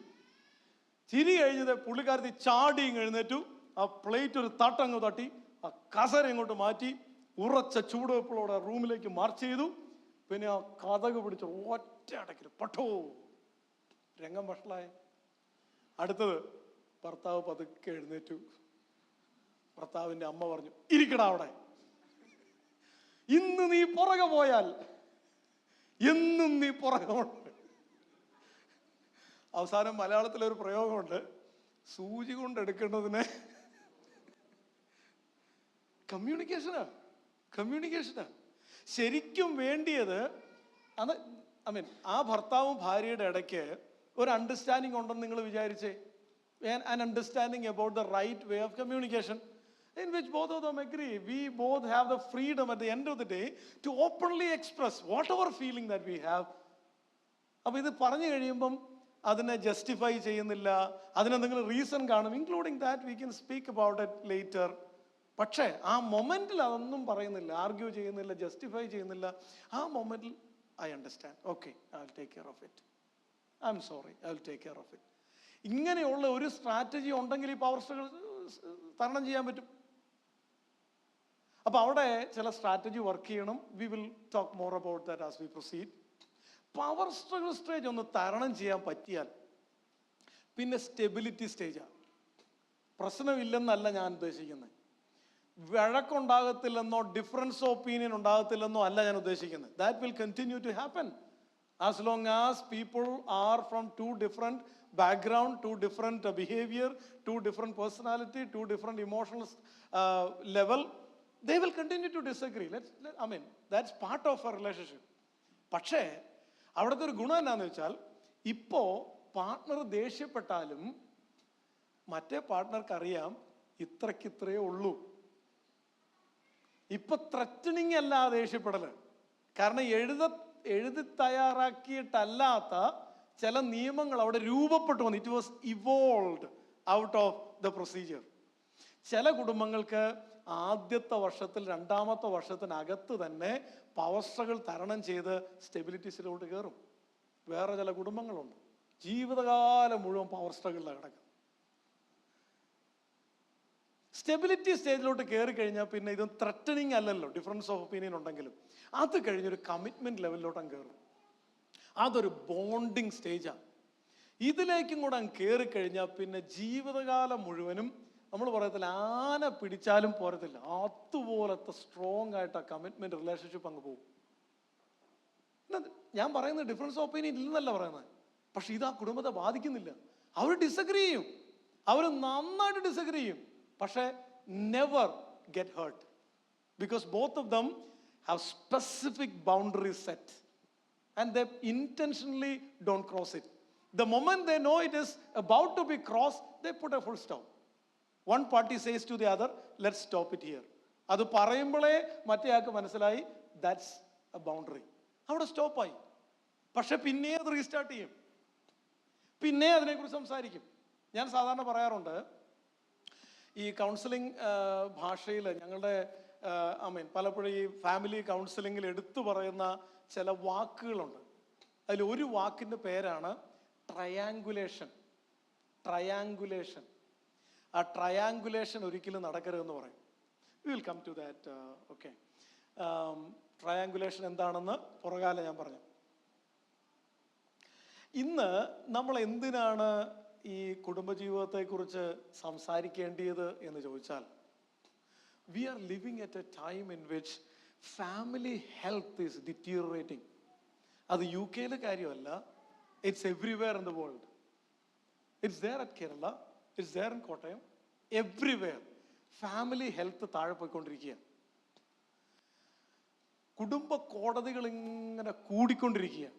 കേരളത്തിൽ 27 കുടുംബ കോടതികളുണ്ട്. 10,000-40,000 കേസുകൾ ഇപ്പോഴും കെട്ടിക്കിടപ്പുണ്ട്. ചില ഡിസ്ട്രിക്റ്റുകളിൽ 2 കുടുംബ കോടതികൾ വെച്ചുണ്ട്. 50% ഡിവോഴ്സുകളും നടക്കുന്ന ക്രിസ്ത്യൻസിന്റെ ഭാഗത്തുനിന്നാണ്.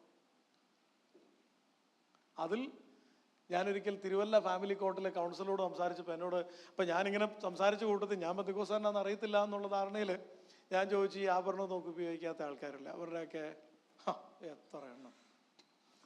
അപ്പോൾ അതൊക്കെ ഞാൻ പറഞ്ഞു വരുന്നത്, ദാറ്റ്സ് ഹാപ്പനിങ് എവ്രിവെയർ. ഈ പവർ സ്ട്രഗിൾ സ്റ്റേജ് തരണം ചെയ്യാൻ പറ്റാതെ ഡിവോഴ്സിനെ കുറിച്ച് ചിന്തിക്കുകയും തമ്മിൽ ഭയങ്കരമായിട്ട് വഴക്കടിക്കുകയും ആ വഴക്കിനെ കൺട്രോൾ ചെയ്യാൻ പറ്റാത്ത അപ്പുറത്തെ ലെവലിലേക്ക് പോവുകയും അതിലേക്ക് ഇഷ്ടം പോലെ മറ്റാളുകൾ ഇടപഴകുകയും വേറെ ചിലർ ജീവിക്കുന്നത് ഒരു കൂരയുടെ താഴെയാണെന്നേ ഉള്ളൂ, ഇമോഷണലി ദേ ആർ ഡിവോഴ്സ്ഡ്. വേറെ ചിലർക്ക് അങ്ങേ അറ്റത്തെ പ്രശ്നം ഉണ്ടെങ്കിലും അവർ പ്രശ്നം ഉണ്ടെന്ന് അംഗീകരിക്കില്ല. That's a personality disorder. We'll talk about that. We have time, no? എത്രയോ സ്ട്രഗിൾസിലൂടെ കുടുംബങ്ങൾ പോയിക്കൊണ്ടിരിക്കുകയാണ്. സോ നമുക്ക് ഇൻറ്റൻഷനലി നമ്മുടെ കുടുംബജീവിതത്തിൻ്റെ ഹെൽത്ത് വർദ്ധിപ്പിക്കാൻ ഇതുപോലത്തെയുള്ള ഇൻറ്റൻഷണൽ സെമിനാറുകൾ ആവശ്യമായതുകൊണ്ടും ഡിവോഴ്സിൻ്റെ നമ്പറുകൾ വർദ്ധിക്കുന്നതുകൊണ്ടും ഫാമിലി ഹെൽത്ത് വളരെ താഴെ പോകുന്നത് കൊണ്ടുമാണ് ഇതുപോലത്തെ ഇതിൻ്റെ ആവശ്യം വരുന്നത്. ഓക്കെ, അപ്പം നമ്മുടെ കയ്യിലുള്ള പേനയുടെയും പേപ്പറിൻ്റെയും ഒരു ഉപയോഗത്തിലേക്ക് വരാം എന്ന് വിചാരിക്കുന്നു. നമ്മൾ ചെയ്യാൻ പോകുന്നത് നമ്മുടെ സ്വന്തം കുടുംബജീവിതത്തിലേക്കൊന്ന് തിരിഞ്ഞു നോക്കാൻ പോവാം. ഈ പേപ്പർ എനിക്ക് തിരിച്ചു തരണ്ട.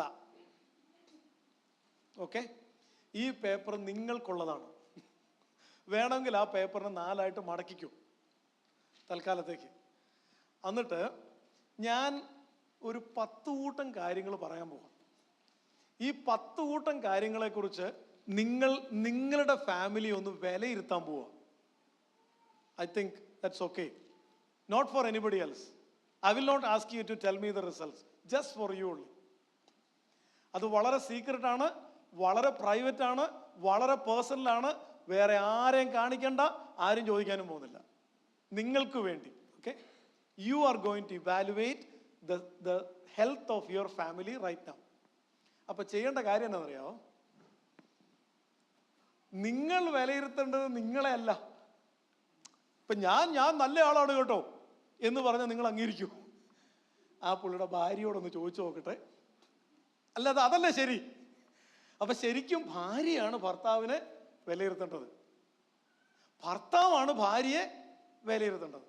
Okay, so by the way, with all the assurance of privacy between both of you, let's do it. ഞാൻ ഈ താഴെ പറയുന്ന 10 കൂട്ടം കാര്യങ്ങൾ നിങ്ങൾക്ക് എന്ത് ചെയ്യാം, 1 തൊട്ട് 10 വരെ അങ്ങോട്ട് എഴുതിക്കുക താഴോട്ട്. ആദ്യം ചെയ്യേണ്ടത് അതാ. 1 തൊട്ട് 10 വരെ നമ്പർ ഇടുക. Please do it genuinely, all of you. It's just for ourselves, it's not for anybody else. Please do it. Let's see where our family health is.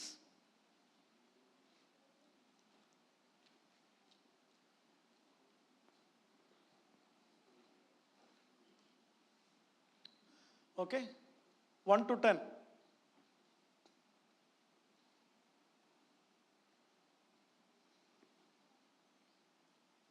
Ready? So once again, husband വൈഫിനെയാണ് ഇവിടെ evaluate ചെയ്യുന്നത്, wife ഹസ്ബൻഡിനെയാണ്. പക്ഷേ എൻ്റെ request, cheat ചെയ്യരുത്, copy അടിക്കരുത്, അടുത്തിരിക്കുന്ന ആളുടെ നോക്കി എഴുതരുത്. പക്ഷെ നിങ്ങൾ ജെന്യുവിനായിട്ട് ചെയ്യുക. അതെന്തിനാന്ന് വെച്ചാൽ നമുക്ക് അവിടെ നിന്നല്ലേ സ്റ്റാർട്ട് ചെയ്യേണ്ടത്. ഓക്കെ, ചുമ്മാ പ്രസാദിപ്പിക്കാൻ എഴുതരുത്, ജെന്യുവിനായിട്ട് എഴുതാവുള്ളൂ. നമ്പർ 1,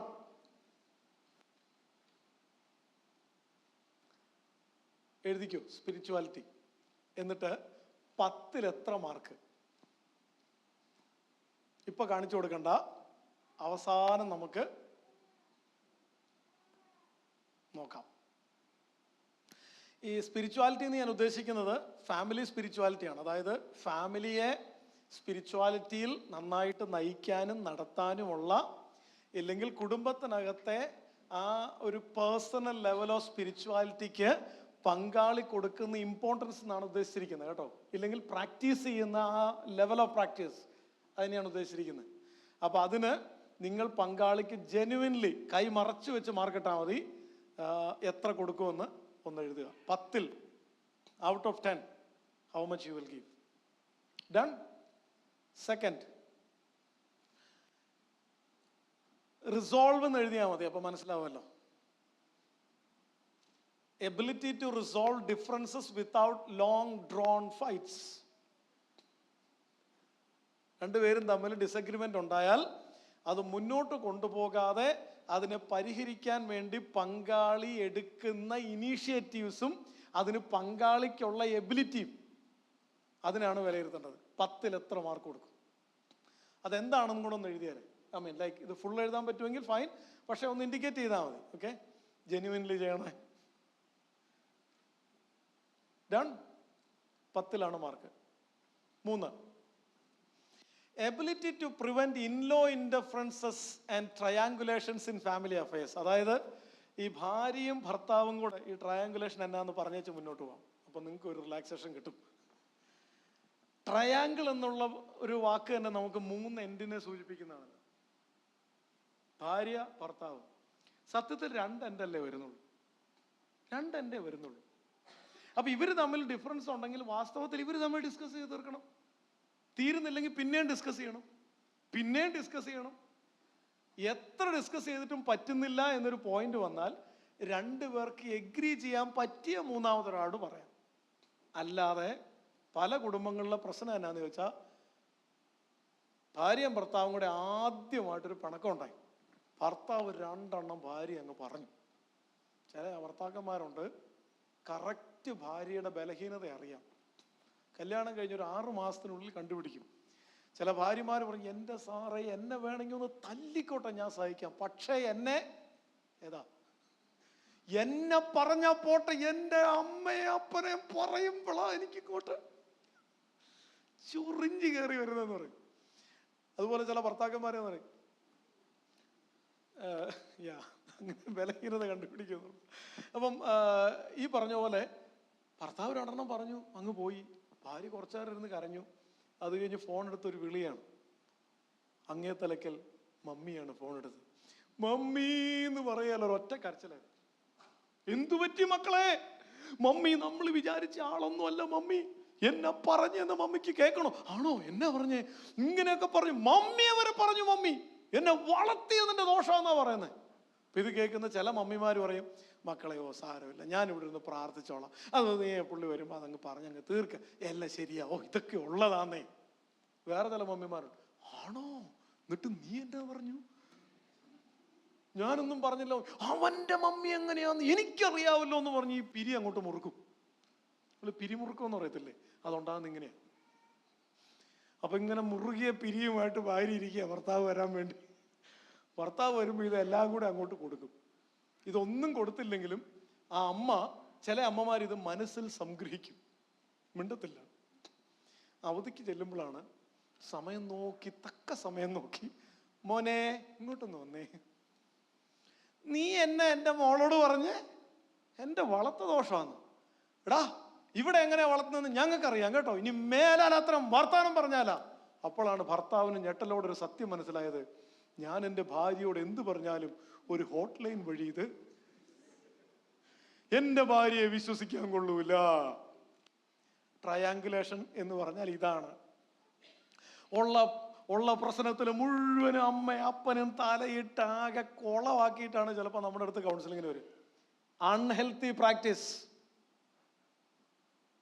അപ്പൊ നിങ്ങൾ ചോദിക്കും, മനുഷ്യന് ഭ്രാന്ത് പിടിക്കുന്നതിന് മുമ്പെങ്കിലും ആരോടെങ്കിലും ഇത് പറയണ്ടേ?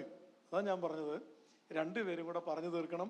പറ്റിയില്ലെങ്കിൽ 2 പേർക്കും അഗ്രി ചെയ്യാൻ പറ്റിയ മൂന്നാമതൊരാളോട് പറയണം.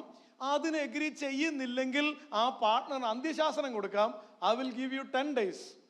Within the 10 days, if you are not willing to discuss with this person or any other person according to your opinion, if you are not willing to do that, ഞാൻ എൻ്റെ പാരൻസിനോട് പറയാൻ പോവാം. അപ്പൊ പുള്ളിക്ക് എന്നിട്ട് റിസോൾവ് ചെയ്യാൻ താല്പര്യം ഇല്ലെങ്കിൽ പാരൻസിനോട് പറയണം. There must be some intervention. അല്ലെങ്കിൽ എന്ത് പറ്റും? ഡിപ്രഷൻ ആവും.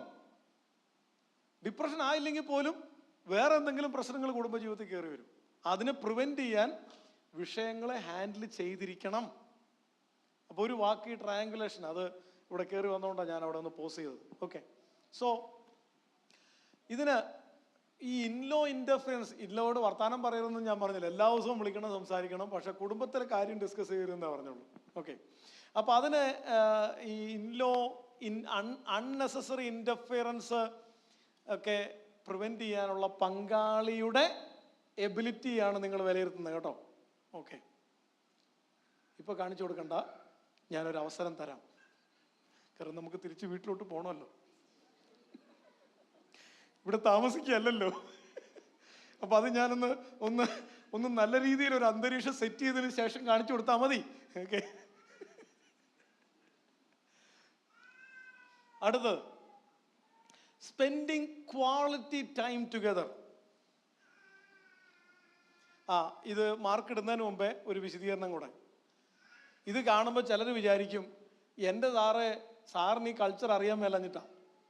ഇവിടെ രണ്ടുപേരും വർക്ക് ചെയ്താലേ ജീവിക്കാൻ പറ്റുള്ളൂ, ഇവിടെ ക്വാളിറ്റി ടൈം എന്നും പറഞ്ഞുകൊണ്ടിരുന്നാൽ ജോലി നടക്കത്തില്ല എന്നല്ലേ മനസ്സിൽ കൂടെ വന്നേ. ഞാൻ അതല്ല ഉദ്ദേശിച്ചത്. സമയം അല്പമേ കിട്ടിയുള്ളെങ്കിലും, ഒരു ദിവസത്തിൽ 1 മണിക്കൂറേ ഒരുമിച്ച് കിട്ടിയുള്ളെങ്കിലും അത് ക്വാളിറ്റി ആയിട്ട് ചെലവഴിക്കുന്നുണ്ടോ എന്നുള്ളതാണ് ഈ ചോദ്യം. അതിനുള്ള എബിലിറ്റിയെ കുറിച്ച്. അല്ലാതെ ഭാര്യയും ഭർത്താവും രാവിലെ തൊട്ട് വൈകുന്നേരം വരെ വീട്ടിലുണ്ട്, ഭർത്താവ് ഒരു മൂലയ്ക്ക് ഫോണുമായിട്ടിരിക്കുന്നു, ഭാര്യ ഇപ്പുറത്ത് ഫോണുമായിട്ടിരിക്കുന്നു, അതിനെക്കുറിച്ച് അത് ക്വാളിറ്റി ടൈം അല്ലല്ലോ. അപ്പം ഉള്ള ടൈമിനെ ക്വാളിറ്റി ആയിട്ട് ഉപയോഗിക്കാനുള്ള ഭർത്താവിൻ്റെ ഇല്ലെങ്കിൽ ഭാര്യയുടെ ആ ഒരു എബിലിറ്റിയാണ് ഇവിടെ മാർക്കിടുന്നത്. Okay, done. Next, managing family finances with transparency. വരവത്ര ചെലവത്ര എന്ന് നന്നായി ട്രാൻസ്പെറൻ്റ് ആയിട്ട് ഡിസ്കസ് ചെയ്യാൻ പങ്കാളിക്കുള്ള താല്പര്യം, അതിന് നിങ്ങൾ എത്ര മാർക്ക് കൊടുക്കും? 10-ൽ 6. ഓപ്പൺ കമ്മ്യൂണിക്കേഷൻ, തുറന്ന് സംസാരിക്കാനുള്ള പങ്കാളിയുടെ കഴിവിന് നിങ്ങൾ എത്ര മാർക്ക് കൊടുക്കും? അടുത്തത്, എബിലിറ്റി ടു കോ-പാരന്റിങ് എന്ന് പറഞ്ഞൊരു പദം അറിയാമല്ലോ അല്ലേ? കോ-പാരന്റിങ് എന്ന് പറഞ്ഞാൽ, ചില ഭർത്താക്കന്മാരുണ്ട്, പാരന്റിങ് എന്നാൽ അമ്മയുടെ ഡിപ്പാർട്ട്മെന്റ്, എന്നെ അതിൽ നോക്കരുത്, സോറി, തെറ്റ്. രണ്ടുപേരും ഒരുപോലെ മക്കളുടെ കാര്യത്തിൽ താല്പര്യമെടുക്കുന്നതിനെയാണ് കോ-പാരന്റിങ് എന്ന് വിളിക്കുന്നത്. രണ്ടുപേരും ഒരുപോലെ ഇൻവോൾവ് ചെയ്യുന്നതിന്, അല്ലാതെ ഒരാളെ ബ്ലെയിം ചെയ്ത് അടുത്തയാൾ ജയിക്കുന്നതിനെ കുറിച്ചല്ല. അങ്ങനെ കോ-പാരന്റിങ് ചെയ്യാനുള്ള എബിലിറ്റിക്ക് എത്ര മാർക്ക് കൊടുക്കും? അടുത്തത്, ഫിസിക്കൽ ഇൻറ്റിമസി എന്നൊരു മേഖലയിൽ നിങ്ങളുടെ ജീവിത പങ്കാളിക്ക് എത്ര മാർക്ക് നിങ്ങൾ കൊടുക്കും എന്ന് വെച്ചാൽ, ആ ഒരു മേഖല നമുക്കൊന്ന് ഡിസ്കസ് ചെയ്യേണ്ട മേഖലയാണ്. Will find out a time. പറ്റുമെങ്കിൽ നാളെ നമുക്ക് അതിനു വേണ്ടി ഒരു അല്പസമയമെങ്കിലും വേർതിരിക്കണം. Next, ability to express love as the partner expects it. അതായത് നിങ്ങൾ പ്രതീക്ഷിക്കുന്നുണ്ട് സ്നേഹം, നിങ്ങളുടെ ജീവിത പങ്കാളി പറയുന്നത് എനിക്ക് ഇഷ്ടം പോലെ സ്നേഹം ഉണ്ടെന്ന്, പക്ഷെ നിങ്ങൾക്കത് ഫീൽ ചെയ്യുന്നുണ്ടോ എന്നുള്ളതാണ് പ്രാക്ടിക്കലി. അതിന്, അതായത് നിങ്ങൾക്ക് മനസ്സിലാകുന്ന രീതിയിൽ സ്നേഹം തരാൻ നിങ്ങളുടെ പാർട്ട്ണർക്ക് പറ്റുന്ന ആ കപ്പാസിറ്റിക്ക് എത്ര മാർക്ക് കൊടുക്കും?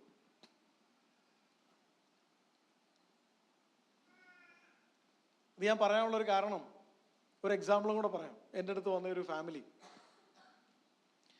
അപ്പൊ ഈ ഭർത്താവിന്റെ കംപ്ലൈന്റ് എന്താന്ന് വെച്ചാൽ, എൻ്റെ സാറേ ഇവള് ചുമ്മാ ആവശ്യമില്ലാതെ ചൊറിയാൻ വരും. അപ്പൊ ഞാൻ മൈൻഡ് ചെയ്യത്തില്ല. പിന്നെ കുറെ കഴിയുമ്പോൾ നമ്മുടെ സഹി കിടും. അപ്പൊ ഞാൻ തിരിഞ്ഞ് 2 അങ്ങ് പറയും. അപ്പൊ ഇവള് പോയിരുന്ന് കുത്തിയിരുന്ന് കരയും. പിന്നെ എന്നോട് 2 ദിവസം മിണ്ടത്തില്ല. പിന്നെ പതുക്കെ മിണ്ടി വരും, ഓക്കെ ആവും. ഒരു 2-3 ആഴ്ച കഴിയുമ്പോഴേക്ക് ഇതുപോലെ വീണ്ടും ചൊറിയാൻ വരും. ഇതൊരു സൈക്കിളാണ്. അപ്പൊ സാർ ഇവളെ ഒന്ന് പറഞ്ഞ് മനസ്സിലാക്കി ശരിയാക്കണം, എന്തിനാണ് ഇങ്ങനെ ചൊറിയാൻ വരുന്നത്, എന്നെ മര്യാദയ്ക്ക് വിട്ടുകൂടെ? അപ്പൊ ഞാൻ ഈ ഭാര്യയോട് ചോദിച്ചു, എന്തിനാണ് ഇങ്ങനെ ചൊറിയാൻ പോകുന്നത്? ഈ ഭാര്യ എന്നോട് പറയാം, സാറേ I M searching for love. ഒന്ന് എക്സ്പ്ലെയിൻ ചെയ്തേ. അപ്പൊ ആ ഭാര്യ എന്നോട് പറഞ്ഞു, എൻ്റെ സാറേ എൻ്റെ സ്റ്റോറി ഞാൻ പറയാം. എൻ്റെ അപ്പനൊരു കുടിയനായിരുന്നു, എൻ്റെ അമ്മയെ കണ്ടമാൻ ഉപദ്രവിക്കുമായിരുന്നു, ഞാനും എൻ്റെ സിസ്റ്ററും ഒറ്റപ്പെട്ടിരുന്നു, എക്സെട്ര എക്സെട്ര എക്സെട്ര. പുള്ളിക്കാരത്ത് പിന്നെ അങ്ങനെ കരച്ചിൽ തുടങ്ങി. ഈ കരയുന്നതിൻ്റെ ഇടയ്ക്ക് എന്നോടൊരു സ്റ്റേറ്റ്മെന്റ് പറഞ്ഞു, you might have never heard this, but let me tell you this also so that you can understand my dad. When I was 17, my dad told me at my face, one day I will stand under the bridge, men will come in search of me. ഇങ്ങനെ പറയുന്ന ഒരു തന്തയെ sir കണ്ടിട്ടുണ്ടോ? That was my dad. അന്നൊക്കെ ഞാൻ ചിന്തിക്കുമായിരുന്നു, സാറേ ഭാവിയിൽ എനിക്കൊരു ഭർത്താവിനെ കിട്ടും. ഇന്ന് എൻ്റെ അപ്പനിൽ നിന്ന് കിട്ടാതെ പോയ സ്നേഹം മുഴുവനും എനിക്ക് വാരിക്കൂരി തരുന്ന ഒരു ഭർത്താവായിരിക്കും. അങ്ങനെയാണ് ഈ ഭർത്താവിനെ.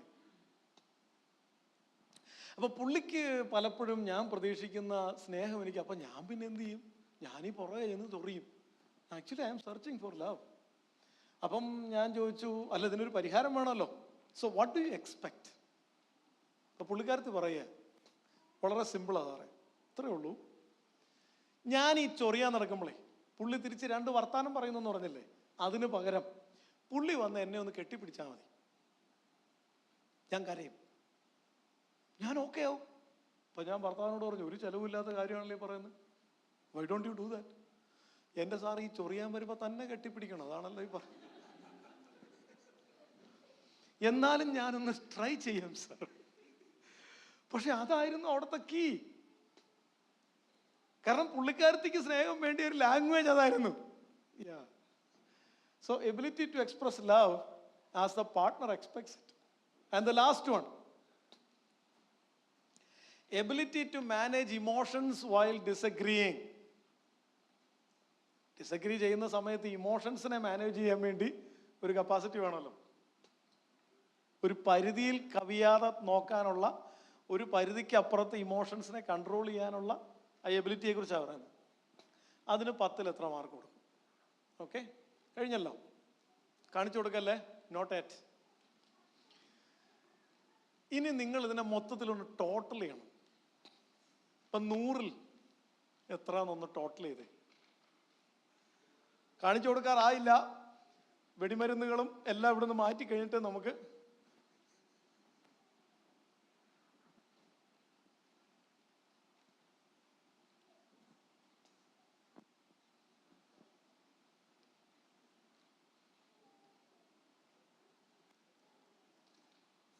കാൽക്കുലേറ്റർ വേണമായിരിക്കും.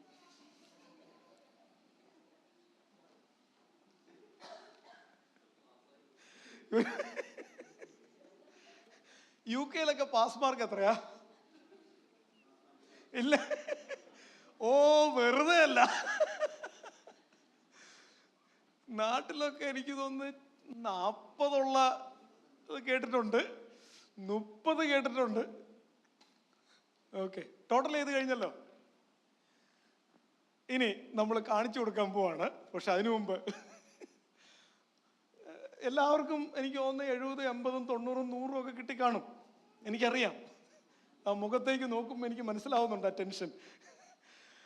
അപ്പം നിങ്ങൾക്ക് അഥവാ മാർക്ക് കുറവാണെങ്കിൽ അതിൻ്റെ അർത്ഥം എല്ലാവരും ഒന്നും പെർഫെക്റ്റ് അല്ലല്ലോ. അതാ നമ്മൾ ആദ്യ ഡെഫിനിഷനിൽ നിന്ന് തുടങ്ങിയത്. It's growing in to maturity and happiness. അതിങ്ങനെ ഒരു വളർച്ചയാണ്. അപ്പൊ അതുകൊണ്ട് നമുക്ക് ഫെയിലിയർ ഉണ്ടെന്നുള്ള റെക്കഗ്നിഷനിൽ നിന്ന് വളരാൻ പറ്റുള്ളൂ. 100ൽ 100 കിട്ടി ആരെങ്കിലും ഇവിടെ ഉണ്ടെങ്കിൽ എനിക്ക് അവരെ നേരിട്ടൊന്ന് കാണണം. അല്ല, അവരോട് ജെനുവിൻ ആകാൻ പറയാൻ വേണ്ടിയാ.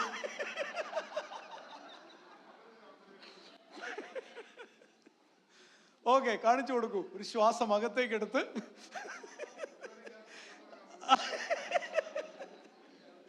ആ കോൺഫിഡൻസിന് പോകുന്നത് വരെ വലിയ പ്രശ്നമില്ലാതെ പോയതാ ആ മാർക്ക് ഡീല് കഴിഞ്ഞതേ.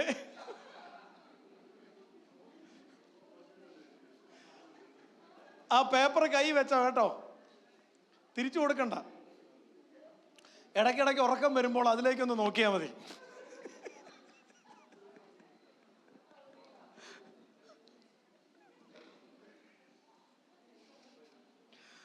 ഇതിന്റെ ഇടയ്ക്ക് മാർക്ക് ഇട്ടോണ്ടിരുന്നപ്പോ ആരൊക്കെയോ അങ്ങോട്ടും ഇങ്ങോട്ടും കണ്ണുരുട്ടി എന്നൊരു കംപ്ലൈന്റ് വരുന്നുണ്ട്.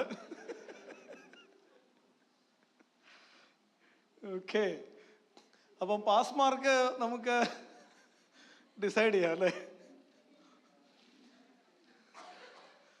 അപ്പൊ നമുക്ക് മനസ്സിലായി നമ്മൾ എവിടെയാണുള്ളത്, ഏതൊക്കെ മേഖലകളിലാണ് വർക്ക് ചെയ്യേണ്ടതെന്നും കൂടെ മനസ്സിലായില്ലേ? അതിനാ ഇതും കൂടെ നമ്മൾ എഴുതിയത്. ആ മേഖല ഏതൊക്കെയാണെന്നും അതിലെങ്ങനെ വർക്ക് ചെയ്യാമെന്നും നമ്മുടെ ഈ വരുന്ന സെഷൻസിലൂടെ നിങ്ങൾക്ക് ഒരു ഇൻസൈറ്റ് കിട്ടുന്നുണ്ടെങ്കിൽ ഫൈൻ ആൻഡ് ഗുഡ്. അല്ലെങ്കിൽ ഇന്ന് തിരിച്ച് വീട്ടിൽ ചെന്ന് കഴിയുമ്പോൾ ഡിസ്കസ് ചെയ്യണം. ഈ മേഖലയിൽ എനിക്ക് നിങ്ങൾ മാർക്ക് കുറവല്ലേ ഇട്ടത്, ഇല്ലെങ്കിൽ ഈ മേഖലയിൽ you have given me this much off mark only, so what do you expect എന്ന് ചോദിക്കണം. അതിനു വേണ്ടി ഇത് ചെയ്തത്. അപ്പൊ പാർട്ട്ണർ പറയും, this is what I expect, this is what I expect. Okay, that's an insight, let me try doing that. സത്യത്തിൽ ഈ ഫാമിലി കൗൺസിലിംഗ് എന്ന് പറഞ്ഞാലേ, ഫാമിലി കൗൺസിലിംഗ് എന്ന് പറയുമ്പോൾ സംഭവം വലിയ ആനയൊന്നുമല്ല. അതിന്റെ സീക്രട്ട് ഞാൻ പറഞ്ഞുതരാം. ഇവിടെ ഇരിക്കുന്ന എല്ലാവർക്കും ഫാമിലി കൗൺസിലേഴ്സ് ആകാൻ വേണ്ടി ഫാമിലി കൗൺസിലിംഗിന്റെ രഹസ്യം ഞാൻ പറഞ്ഞുതരാം. ഓക്കെ, സാധാരണ നമ്മൾ ചെയ്യുന്നത്, ഹസ്ബൻഡ് ഇരിക്കുന്നു, വൈഫ് ഇരിക്കുന്നു. അപ്പൊ രണ്ടുപേരും കൂടെ വർത്താനം പറഞ്ഞ് തുടങ്ങുമല്ലോ. അപ്പോൾ രണ്ടുപേരും കൂടെ പറഞ്ഞാൽ ഇത് എവിടെ എത്തൂല. അപ്പോൾ നമ്മൾ എന്ത് ചെയ്യും? ഫാമിലി കൗൺസിലിങ്ങിൻ്റെ ഭാഗമായിട്ട് ഒരുമിച്ചിരുന്നുള്ള സംഭാഷണം മാത്രമല്ല, രണ്ടുപേരോടും പേഴ്സണലിയും സംസാരിക്കണമെന്ന് നമ്മൾ പറയും. അത് ആദ്യമേ പറയും. അപ്പോൾ രണ്ടുപേരും കൂടെ ഒരുമിച്ച് ഇങ്ങനെ സംസാരിച്ച് വരുമ്പോൾ നമുക്ക് ഏകദേശമൊക്കെ ഒരു റാപ്പോ ബിൽഡിങ് നടന്നു കഴിയുമ്പം ഒരു ട്രസ്റ്റ് ഉണ്ടല്ലോ കൗൺസിലറെ കുറിച്ച്, അതുവരെയൊക്കെ ഒരുമിച്ച് കേൾക്കും. അത് കഴിയുമ്പോൾ നമ്മൾ പറയും, എന്നാൽ പിന്നെ രണ്ടുപേരോട് സെപ്പറേറ്റ് ആയിട്ട് സംസാരിച്ചാൽ കൊള്ളാം, ആരോടാണ് ആദ്യം സംസാരിക്കേണ്ടതെന്ന് അവരോട് ചോദിക്കണം. അല്ലാതെ നമ്മൾ പറയുക, ഒരു കാര്യം ചെയ്യേ, ഭാര്യ ഇച്ചിരി നേരം പുറത്തിരുന്ന് ഞാൻ ഭർത്താവിനോട് സംസാരിക്കട്ടെ എന്ന് പറഞ്ഞാൽ ഭാര്യ തീരുമാനിക്കും, ഓ ഇത് ഞാൻ പുള്ളിയെ ഇംപ്രസ് ചെയ്ത് കഴിഞ്ഞു, ഇനിയിപ്പം ഞാൻ തിരിച്ചു വന്നിട്ട് ഒരു കാര്യമില്ല. അങ്ങനെ അതുകൊണ്ട് അത് വരാതിരിക്കാൻ വേണ്ടി നമ്മൾ പറയും, നിങ്ങൾ തീരുമാനിക്കുക ആരോടാണ് ഞാൻ ആദ്യം സംസാരിക്കേണ്ടത്, അവർ തീരുമാനിക്കട്ടെ. അപ്പോൾ ആ ആളോട് നമ്മൾ സംസാരിക്കും. അപ്പം നമുക്കൊരു, ഇപ്പോൾ ഭർത്താവ് ഒരു അക്യൂസേഷൻ ആണല്ലോ ഈ ഭാര്യയെക്കുറിച്ച് പറയുന്നത്, ഭാര്യ തിരിച്ച് അക്യൂസേഷൻ ആണല്ലോ ഈ പറഞ്ഞുകൊണ്ടിരിക്കുന്നത്. അപ്പം ഇത് ആളുടെ പ്രസൻസിൽ അല്ലാതെ പറയുമ്പം ഒരു മടിയും കൂടാതെ ഭർത്താവിൻ്റെ മുമ്പിൽ വെച്ച് ഭാര്യയുടെ മുമ്പിൽ വെച്ച് പറയാൻ വൈക്ലഭ്യം ഉള്ളത് ഉൾപ്പെടെ പറയാനുള്ളൊരു സാഹചര്യം കിട്ടി. അപ്പോൾ നമുക്ക് ഏകദേശം ഒരു ഐഡിയ കിട്ടി. ചിലപ്പോൾ അത് കള്ളമായിരിക്കും, ചിലപ്പോൾ അത് ഊഹാപോഹങ്ങളായിരിക്കും. അപ്പോൾ നമ്മൾ അടുത്ത പാർട്ട്നറോട് സംസാരിക്കുമ്പം, ഇപ്പോൾ ഭാര്യയോട് ആദ്യം സംസാരിച്ചെന്ന് വെച്ചോ, ഭർത്താവ് അകത്തോട്ട് വന്നു കഴിയുമ്പോൾ, ആ ഇരിക്ക്, നിങ്ങളുടെ ഭാര്യ പറയുകയാണേ, പാടില്ല, അവൾ അങ്ങനെ പറഞ്ഞോ എടീ എന്നും പറഞ്ഞു പോക്ക് പോകുന്നതാണോ, പിന്നെ ആ വഴിക്ക് അങ്ങനെ നമ്മൾ പറയത്തില്ല. നമുക്ക് മനസ്സിലായ മേഖലകളെ അഡ്രസ്സ് ചെയ്ത് സംസാരിക്കുക. അല്ലാതെ ഇന്നയാൾ ഇന്നത് പറഞ്ഞു എന്ന് അടുത്തയാളോട് പറയാൻ പാടില്ല, അങ്ങനെയല്ല ചെയ്യുന്നത്. ഇന്നൊരു മേഖലയെക്കുറിച്ചൊന്ന് പറയൂ, ഇന്നൊരു ആസ്പെക്റ്റിനെ കുറിച്ചൊന്ന് സംസാരിക്കാമോ. അപ്പോൾ നമ്മൾ ഈ പേഴ്സണലായിട്ട് സംസാരിച്ച് കഴിയുമ്പോഴാണ് ഇതിൻ്റെ മറ്റേയാളുടെ ആരോപണത്തിൻ്റെ ജെനുവിനിറ്റി നമുക്ക് മനസ്സിലാകാൻ, അസസ് ചെയ്യാൻ പറ്റുക. അപ്പോൾ ഇതിൽ വീണ്ടും നമുക്ക് കൺഫ്യൂഷൻ ഉണ്ടെങ്കിൽ നമ്മൾ എന്ത് ചെയ്യും? രണ്ടുപേരും കൂടെ ഒരുമിച്ചിരുത്തും. ആ സമയം നമ്മൾ പറയും, എന്താണ്ട് ഈ ഒരു ആസ്പെക്റ്റ്, വീട്ടിലെ മമ്മിയുടെ ഇടപെടൽ എന്ന് പറഞ്ഞൊരു ആസ്പെക്റ്റിനെ കുറിച്ച് നമുക്കൊന്ന് സംസാരിക്കാം. രണ്ടുപേർക്കും അതിൽ അവസരമുണ്ട്, പറയൂ. ഇപ്പോൾ നമുക്ക് കൂടുതൽ ക്ലാരിറ്റി, രണ്ടുപേരും കൂടെ ഒരുമിച്ചിരുന്ന് സംസാരിക്കുമ്പം അതിൻ്റെ കറക്റ്റ് ആസ്പെക്റ്റുകൾ നമുക്ക് മനസ്സിലാവും. രണ്ട് ആശയങ്ങളും കേട്ട് കഴിയുമ്പം വെരിഫൈ ചെയ്യാൻ രണ്ടുപേരോട് ഒരുമിച്ചിരുന്ന് വെരിഫൈ ചെയ്യുമ്പോൾ ക്ലാരിറ്റി കിട്ടും. അപ്പോൾ ഇത് കഴിയുമ്പോൾ നമ്മൾ അടുത്തത് രണ്ടുപേരോട് നമ്മൾ പറയും, അപ്പം നമ്മൾ ഐഡൻറ്റിഫൈ ചെയ്തത് 1, 2, 3 ഈ മേഖലകളിലാണ് നിങ്ങൾ രണ്ടുപേരും വർക്ക് ചെയ്യേണ്ടതല്ലേ? മനസ്സിലായി? യെസ്, കറക്റ്റ്, ഈ മേഖലകളാണ്. ഭാര്യ എക്സ്പെക്ട് ചെയ്യുന്നു ഭർത്താവ് ഈ മേഖലയിൽ ഈ മേഖലയിൽ ഈ മേഖലയിലും വർക്ക് ചെയ്യണം, അപ്പോൾ ഭാര്യ ഓക്കെ ആവും. ഭർത്താവ് എക്സ്പെക്ട് ചെയ്യുന്നു ഭാര്യ ഈ മേഖലയിലും ഈ മേഖലയിലും ഈ മേഖലയിലുമാണ് ചേഞ്ച് വരുത്തേണ്ടത്. അപ്പോൾ രണ്ട് കൂട്ടരോട് നമ്മൾ ചോദിക്കുന്നു എന്തൊക്കെ ചേഞ്ച് അതിൽ വരുത്താം. ഇപ്പോൾ രണ്ടുപേരും പ്രപ്പോസ് ചെയ്യുന്നു, ഇന്ന ചേഞ്ചസ് നമുക്ക് ട്രൈ ചെയ്യാം. Okay, go head and try. 10 days വീണ്ടും നമുക്ക് ഒന്നും കൂടി ഇരിക്കാം. അപ്പോൾ നമ്മൾ ഇതേ കാര്യം എടുത്ത് ഒന്നും കൂടെ സംസാരിക്കും. ഇന്ന മേഖലകളിൽ മാറ്റം വരുത്താമെന്ന് പറഞ്ഞാണല്ലോ കഴിഞ്ഞ ആഴ്ച പോയത്. എന്തൊക്കെ മാറ്റങ്ങൾ വന്നു, വന്നില്ല, അതിൻ്റെ കാര്യം എന്താണ്? അപ്പോൾ ആ രീതിയിലാണ് ഫാമിലി കൗൺസിലിംഗ് പ്രൊസീഡ് ചെയ്യുക. ഓൾ റൈറ്റ്, ബ്രേക്ക് വേണോ? എനിക്ക് തോന്നി, കാരണം ഇപ്പം മാർക്ക് കിട്ടിയതല്ലേ.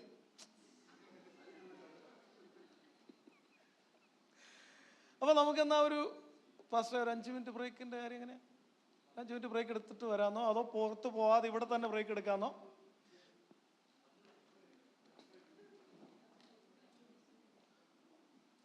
പുറത്ത് പോകാൻ താല്പര്യമുള്ളവർക്ക് പോവാം.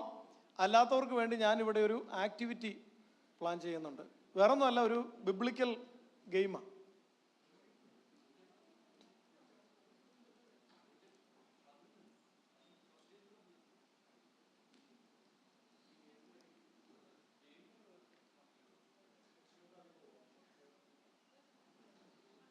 ഓ, 12:30-ക്കാണോ? 1 മണി വരെ പോകാമോ? അപ്പോൾ നമുക്കൊന്ന് എല്ലാവർക്കും ഒന്ന് എഴുന്നേറ്റ് നിൽക്കാം.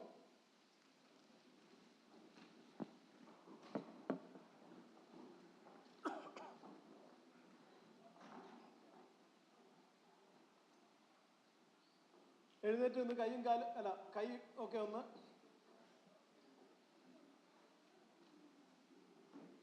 ചില ആൾക്കാർ പറയുന്നുണ്ട് let us stand on our feet. അപ്പം ഞാൻ ഓർക്കുന്നത് എന്തിനും പ്രത്യേകിച്ച് അങ്ങനെ പറയേണ്ട കാര്യം? ആരെങ്കിലും കൈകുത്തി നിൽക്കുമെന്നാ പറഞ്ഞ ആൾക്ക് തോന്നിയോ?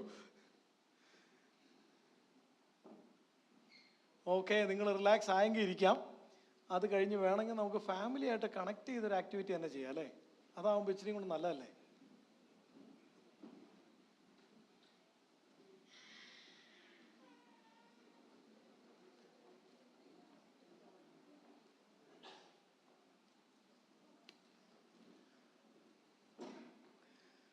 ഓക്കേ,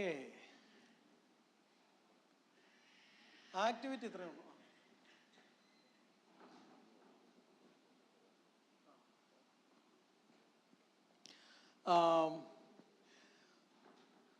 ഞാൻ ആദ്യം ഒരു ഫാമിലിയെ പോയിന്റ് ഔട്ട് ചെയ്യും.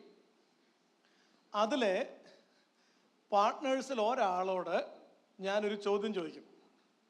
വലിയ ഡിഫിക്കൽട്ടായിട്ടുള്ള ചോദ്യമൊന്നുമല്ല, വളരെ സിമ്പിളായിട്ടൊരു ചോദ്യമായിരിക്കും. സാധാരണ ഫാമിലി കോൺഫറൻസിലൊക്കെ ചോദിക്കാറുള്ളത് എന്നാന്ന് മനസ്സിലായല്ലോ. ചിലരൊക്കെ ഇന്നലെ പ്രാക്ടീസ് ചെയ്തു എന്നൊക്കെ എനിക്ക് മനസ്സിലായി.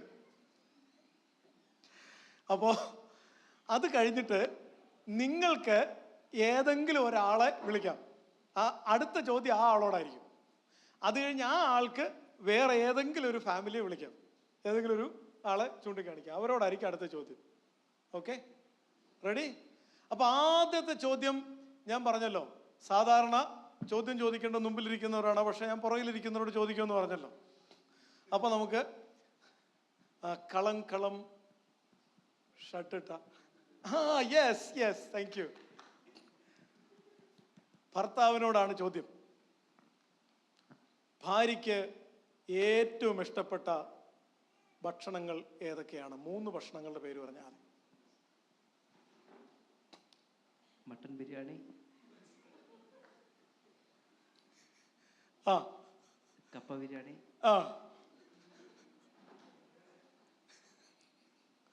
ഒരു ബിരിയാണി ഫാമിലിയാണല്ലോ.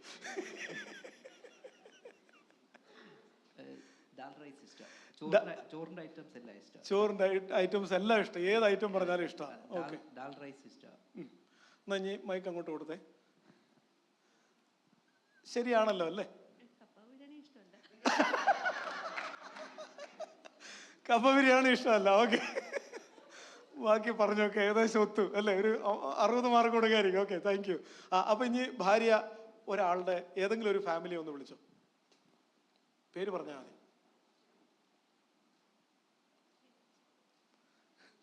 ചിലരൊക്കെ പ്രാർത്ഥിക്കുന്നല്ലേ. പേര് വിളിക്കൂ, പേര് മൈക്കിൽ കൂടെ പേര് പറ, കേട്ടില്ല. യെസ്, ഭാര്യയോടാണ് ചോദ്യം. Thank you. ചോദിക്കട്ടെ, ഭർത്താവിന് 1 2 3 4 5 6 7, ഓക്കെ, ഒരു കാര്യം ചെയ്യാം. ഞാൻ ഓർഡർ അനുസരിച്ച് ചോദിക്കുന്നതിന് പകരം നമ്പർ അനുസരിച്ച് ചോദിക്കാം. അപ്പം നിങ്ങൾക്ക് വേണമെങ്കിൽ ഒരു നമ്പർ ചൂസ് ചെയ്യാമല്ലോ.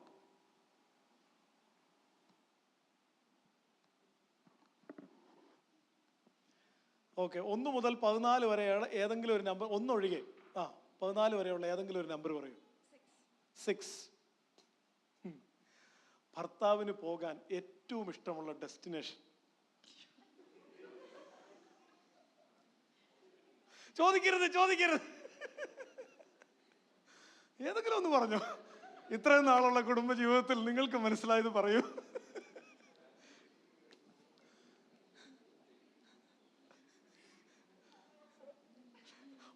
പറയാൻ പറ്റാത്ത ഇടമാണല്ലേ.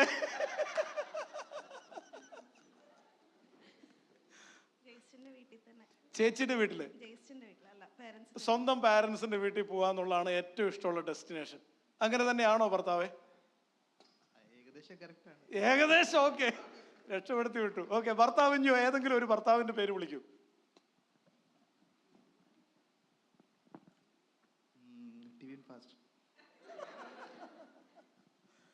അപ്പൊ മൈക്ക് അങ്ങോട്ട് കൊടുത്തേരെ.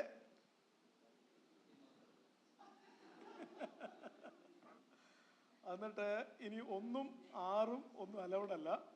ഓക്കെ, ഓക്കെ, ബാക്കി 14ൽ ഏതെങ്കിലും ഒരു സംഖ്യ പറയാം. ഭാര്യ ഇവിടെ ഇല്ലല്ലേ? അന്ന് വേറെ ഏതെങ്കിലും ഒരു ഭർത്താവിന്റെ പേര് വിളിക്കൂ.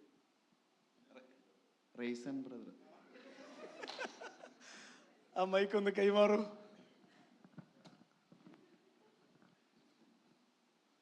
1 1 മുതൽ 14 വരെ ഉള്ളതിൽ 1ഉം 6ഉം ഒഴിവായിക്കും. 5. ഭാര്യയെ റിലാക്സ് ചെയ്യുന്ന താക്കോൽ.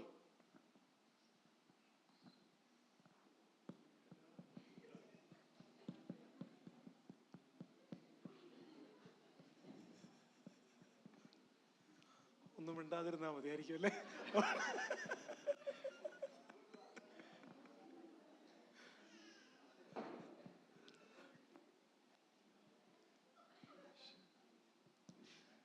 പ്രതീക്ഷിച്ചില്ല. അപ്പൊ ഞാൻ പറഞ്ഞു തന്നെയാണ് അല്ലേ, നമ്മളും മിണ്ടാതിരുന്ന ഒരാളെ റിലാക്സ് ആവുമെന്നുള്ളതാണ്. ഓക്കെ, അങ്ങനെ തന്നെയാണോ ഭാര്യ? അല്ല, പറഞ്ഞോ പറഞ്ഞോ പറഞ്ഞോ. കറക്കാൻ കൊണ്ടുപോവുക is the great answer. Thank you, very good. ഇനി ഭാര്യ, വേറെ ഏതെങ്കിലും ഒരു ഭാര്യയുടെ പേര് വിളിച്ചോളൂ. അപ്പൊ 1, 5, 6 പോയി. 14. നല്ല ചോദ്യമാണ്. ഓക്കെ, 14 ഇത്രയേ ഉള്ളൂ. നിങ്ങളുടെ ജീവിത പങ്കാളിയിൽ നിങ്ങളെപ്പോഴും പ്രപ്പോസ് ചെയ്യാൻ ആഗ്രഹിച്ച ഒരു മാറ്റം എന്തായിരിക്കും? ദൈവമേ, എനിക്കാണെങ്കിൽ തിരിച്ചങ്ങോട്ട് ചെല്ലാനും ഉള്ളതാ.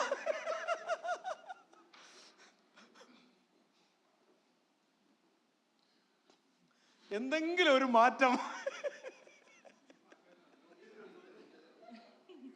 ഒരുപാടുള്ളതുകൊണ്ട് ഏത് പറയണത്? 100 കണക്കിന് കാര്യങ്ങൾ മനസ്സിലേക്ക് വരുന്നു, അതിൽ ഏതെങ്കിലും ഒന്ന് പറയൂ.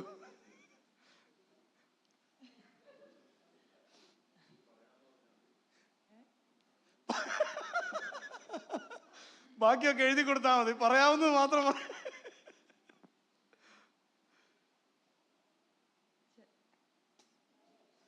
പുള്ളിക്ക് പറ്റുന്ന കാര്യങ്ങൾ ട്രൈ ചെയ്യണമെന്ന് ഞാൻ ആഗ്രഹിക്കുന്നുണ്ട്. ഓക്കെ, പറ്റുന്ന കാര്യങ്ങൾ കൂടുതൽ ട്രൈ ചെയ്യുക എന്നൊരു മാറ്റമാണ്. വെരി ഗുഡ്, നല്ലൊരു കൈയടി. Thank you. ഭർത്താവിൻ്റെ കയ്യിലേക്ക് കൊടുക്കൂ. ശരിയാണോ? ശരിയാണ്. എന്നാൽ ഏതെങ്കിലും ഒരു ഭർത്താവിനെ വിളിച്ചോളൂ.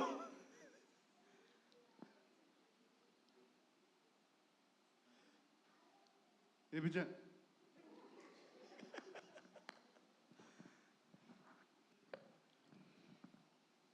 14 അല്ലായിരുന്നു കേട്ടോ, 13 1ഉം 5ഉം 6ഉം 13ഉം പോയി. ലാസ്റ്റ് ഞാൻ എടുത്തേ ഉള്ളത് 10. വളരെ ഈസി. വിവാഹ വാർഷികം ഏറ്റവും കൂടുതൽ മറന്നു പോകുന്ന ആരാണ് നിങ്ങളുടെ ഇടയ്ക്ക്? അത് ഞാൻ തന്നെയാണ്. പക്ഷെ ഇതുവരെ ഒന്നും മറന്നിട്ടില്ല. ലാസ്റ്റ് മൊമെന്റ് എങ്കിലെങ്കിലൊക്കെ ഓർക്കും. അലാം വെച്ച് ഫോണിൽ. Thank you. അത് അല്ല, ശരിയാണോ? പൊതുവെ ഭർത്താക്കന്മാർക്കുള്ള ഒരു പ്രത്യേകത, അവർ ഈ ഡേറ്റിന്റെ കാര്യത്തിൽ ബർത്ത്ഡേ പോലും ചിലപ്പോൾ ഓർക്കത്തില്ല. അതെല്ലാവർക്കും ഉള്ളൊരു കുറ്റം. എനിക്കും ആ പ്രശ്നമുണ്ട്. എനിക്ക് ഒരു പ്രാവശ്യം ഒരു വലിയ സർപ്രൈസ് ഉണ്ടായി. ഞങ്ങളുടെ ചർച്ചിൽ ഇതുപോലെ സഭായത്തിൻ്റെ ഇടയ്ക്ക് വിവാഹ വാർഷികമുള്ളവർ എഴുന്നേറ്റ് നിൽക്കാൻ പറഞ്ഞു. ഞാൻ നോക്കിയപ്പോൾ എൻ്റെ ഭാര്യ എഴുന്നേറ്റ്. ഞാൻ ഞെട്ടിയത് എല്ലാവർക്കും മനസ്സിലായി. അപ്പം അതൊരു പ്രത്യേകതയാണ്. അപ്പം വേറെ ഒരു ഭാര്യയുടെ പേര് വിളിക്കൂ. ദീപ ചേച്ചി. 1, 5, 6, 10, 13 പോയി. 7. ഓക്കെ. അയ്യോ, ഭർത്താവിൽ നിങ്ങൾക്ക് ഇഷ്ടമില്ലാത്തൊരു ഹാബിറ്റ്.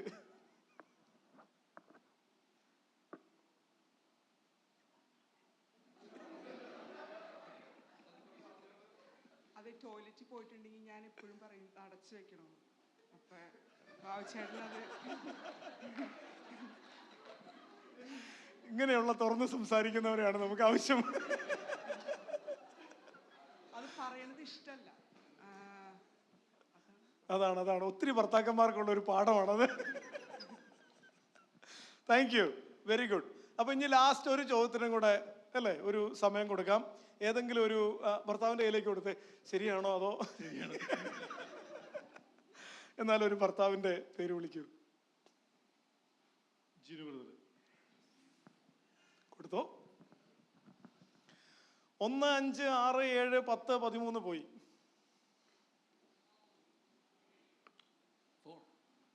4. വളരെ സിമ്പിൾ. നിങ്ങളുടെ ഭാര്യയ്ക്ക് ഏറ്റവും ഇഷ്ടപ്പെട്ട കളർ ഏതാ? വെള്ള. കൊടുത്തേ. അതെ അതെ. ശരിയാണ്. വാവ്, ഞാൻ ആദ്യമായിട്ടാണ് ഇങ്ങനെ ഒരു ഭർത്താവിനെ കാണുന്നത്. Okay, thank U. ഭാര്യയുടെ കയ്യിലേക്ക് കൊടുക്കും. ഓക്കെ, ഒരു ഭാര്യയെ വിളിച്ചു, അതോടെ നമുക്ക് ക്ലോസ് ചെയ്യാം. സുമ ആൻറ്റി. ഞാൻ ഓർത്ത് ഇതുവരെ ആരും ഒന്നും അവരെ വിളിക്കാത്ത എന്താന്ന്. അപ്പോ 1, 5, 6, 7, 10, 13 ഒക്കെ പോയി.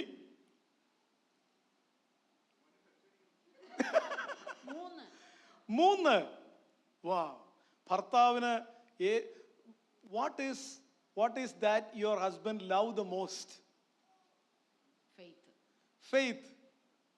കൊടുത്തേ. അതും ശരിയാണ്. Thank you very much. അപ്പൊ നമുക്ക് ലഞ്ചിന് പിരിയുന്നതിന് മുൻപേ നമുക്കിനി ഒരു 7 മിനിറ്റ് ബാക്കിയുണ്ട്. ഈ 7 മിനിറ്റ് കൊണ്ട് ആർക്കെങ്കിലും ഒരു ചോദ്യം ചോദിക്കാം. അതിന് ഉത്തരം പറഞ്ഞിട്ട് സമയമുണ്ടെങ്കിൽ മറ്റൊരാൾക്കും കൂടെ ഒരു ചോദ്യം ചോദിക്കാം. ഇല്ലെങ്കിൽ ഒരു കമന്റ് പറയാം. എന്തൊരു നിശബ്ദത. കൊടുക്കൂ മൈക്ക്. എൻ്റെ ഭാര്യയ്ക്ക് മാർക്ക് കിട്ടപ്പം എല്ലാവർക്കും ഡിസ്റ്റിങ്ഷൻ കിട്ടി. അതിനകത്ത് നെഗറ്റീവായിട്ട് പറയാനുള്ള ക്വസ്റ്റ്യൻ ഇല്ല. ഏതാ നെഗറ്റീവായിട്ട്? അവർക്ക് മാറ്റം വരേണ്ട ആഗ്രഹിക്കേണ്ട ക്വസ്റ്റ്യൻ ഇല്ല അതിനകത്ത്. മാർക്ക് കുറയ്ക്കാൻ വേണ്ടിയുള്ള ചില ആസ്പെക്റ്റുകളുണ്ട്, അത് ചോദിച്ചിട്ടില്ല. ഭാര്യ വന്നിട്ടുണ്ടോ? വന്നിട്ടില്ല. അല്ല, ഇതേ ക്വസ്റ്റ്യൻ വെറുതെ അല്ല ഇത്രയും ധൈര്യമായിട്ട് ഇതൊക്കെ പറഞ്ഞു. ആ ആസ്പെക്റ്റുകൾ എന്താണെന്ന് എനിക്ക് ചോദിക്കാൻ ഒക്കില്ലല്ലോ. പേഴ്സണലായിട്ട് പറഞ്ഞു തന്നാൽ മതി. അടുത്ത തവണ ഞാൻ അതും കൂടെ ഉൾപ്പെടുത്താം. Thank you very much. വേറെ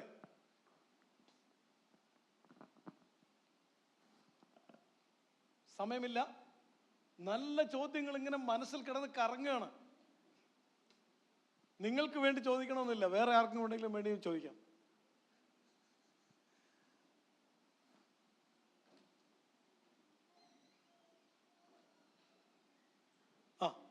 കൊടുക്ക്, മൈക്ക് കൊടുക്ക്.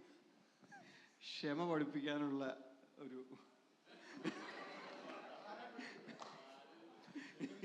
എങ്ങനെ ക്ഷമിക്കാമെന്നുള്ളത് ക്ഷമ പഠിപ്പിക്കും ഒരു ടോപ്പിക്കേ പഠിപ്പിക്കാം. തീർച്ചയായിട്ടും. അല്ല, അതൊരു വളരെ നല്ലൊരു ചോദ്യമാണ്. കാരണം അത് ഒത്തിരി ഭർത്താക്കന്മാർ സ്ട്രഗിൾ ചെയ്യുന്ന ഒരു മേഖലയാണ്. ഞാൻ മനസ്സിലാക്കിയ 2-3 ഒബ്സർവേഷൻ ഞാൻ പറയാം, നമ്മളെ ഹെൽപ്പ് ചെയ്യുന്ന ഒബ്സർവേഷൻ. എൻ്റെ എക്സ്പോഷർ അനുസരിച്ചും കൂടെ ഞാൻ പറയാം. ഈ ഭർത്താക്കന്മാർക്ക് പൊതുവെ വാക്കുകൾ ഇച്ചിരി കുറവാണ്. അതെല്ലാവരും എഗ്രി ചെയ്യുമല്ലോ.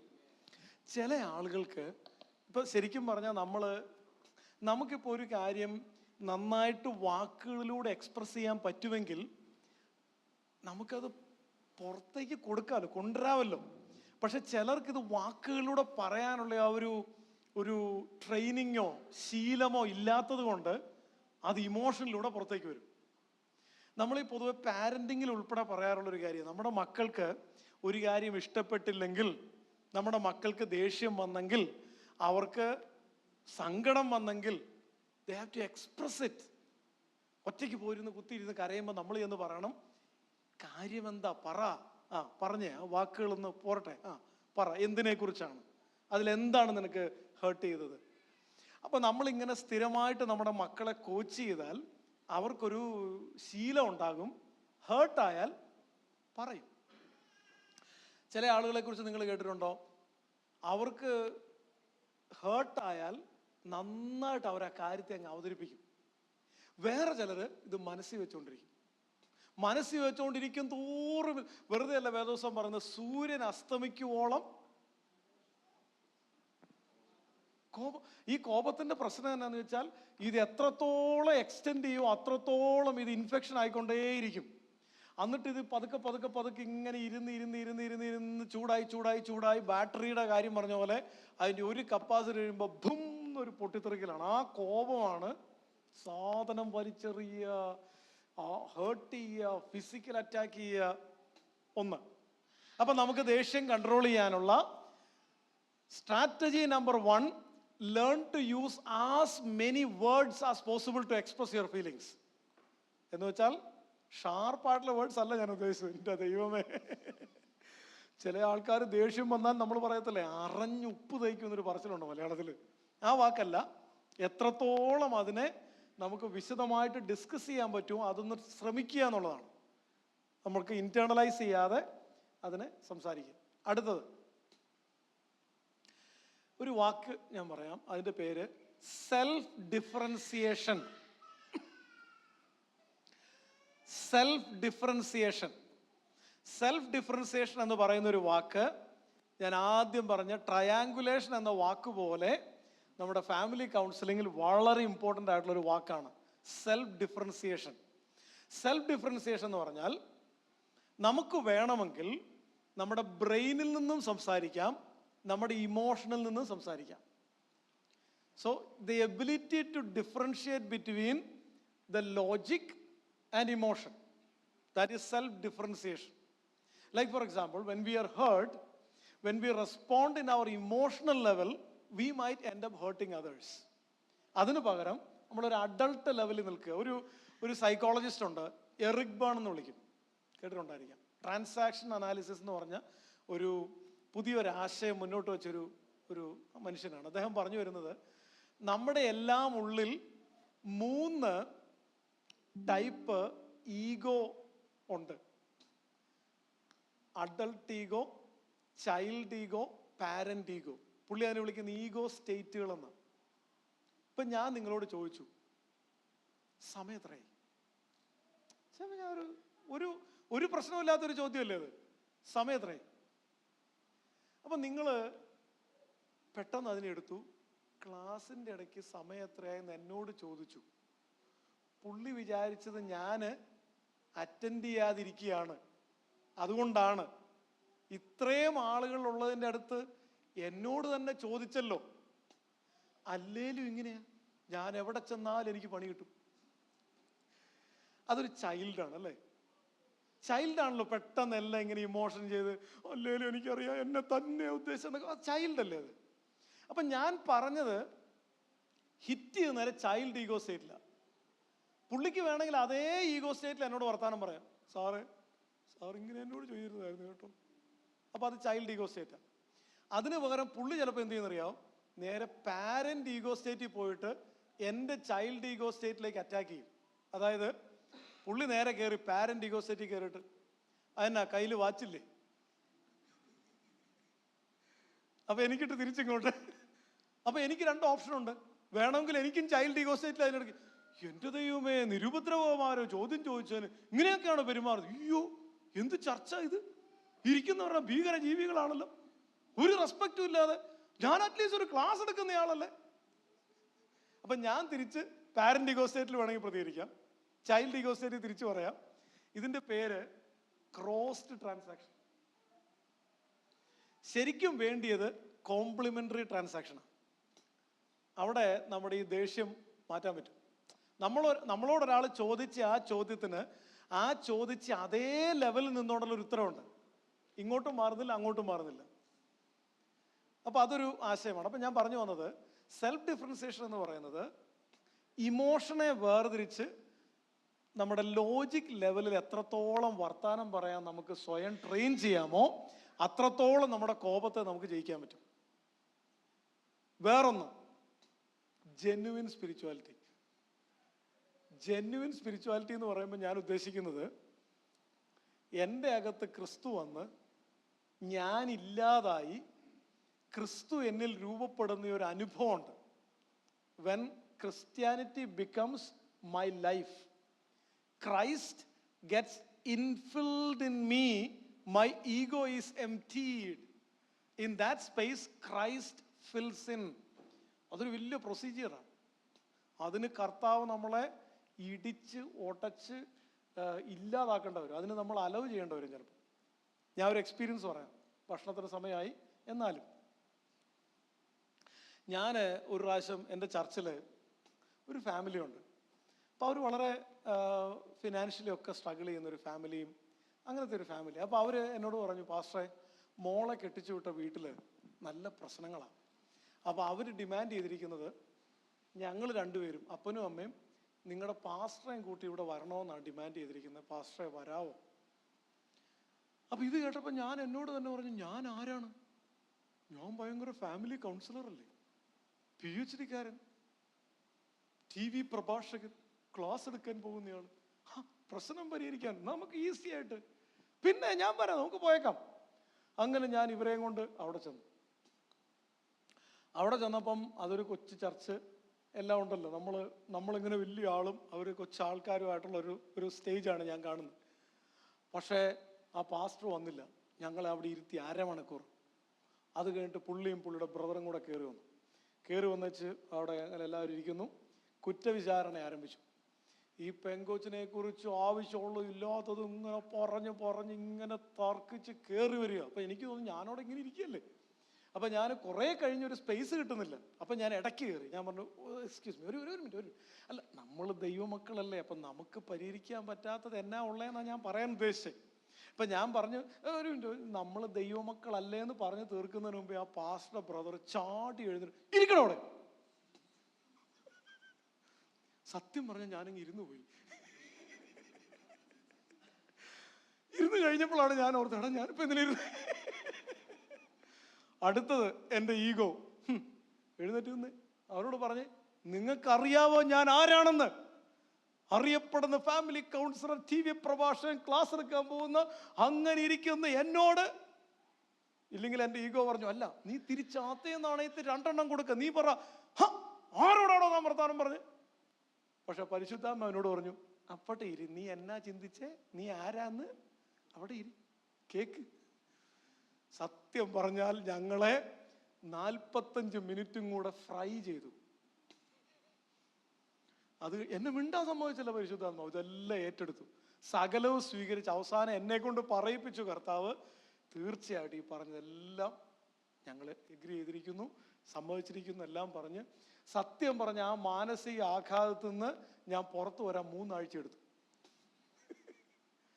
ഇതെല്ലാം കഴിഞ്ഞിട്ട് ഒരു 3 മാസം കൂടെ കഴിഞ്ഞപ്പം മൂന്നാറിനടുത്ത് ഒരു പാസ്റ്റേഴ്സ് കോൺഫറൻസിന് എന്നെ വിളിച്ചു. അടിമാലിക്കപ്പുറം ഒരു സ്ഥലമുണ്ട് അവിടെ. ഈ പാസ്റ്റേഴ്സ് കോൺഫറൻസിൽ 2 ദിവസം ഞാനാണ് ക്ലാസ് എടുക്കേണ്ടത്. ഞാൻ ക്ലാസ് എടുക്കേണ്ടത് പാസ്റ്റേഴ്സ് പ്രാക്ടിക്കൽ ക്രിസ്ത്യൻ ലൈഫ്.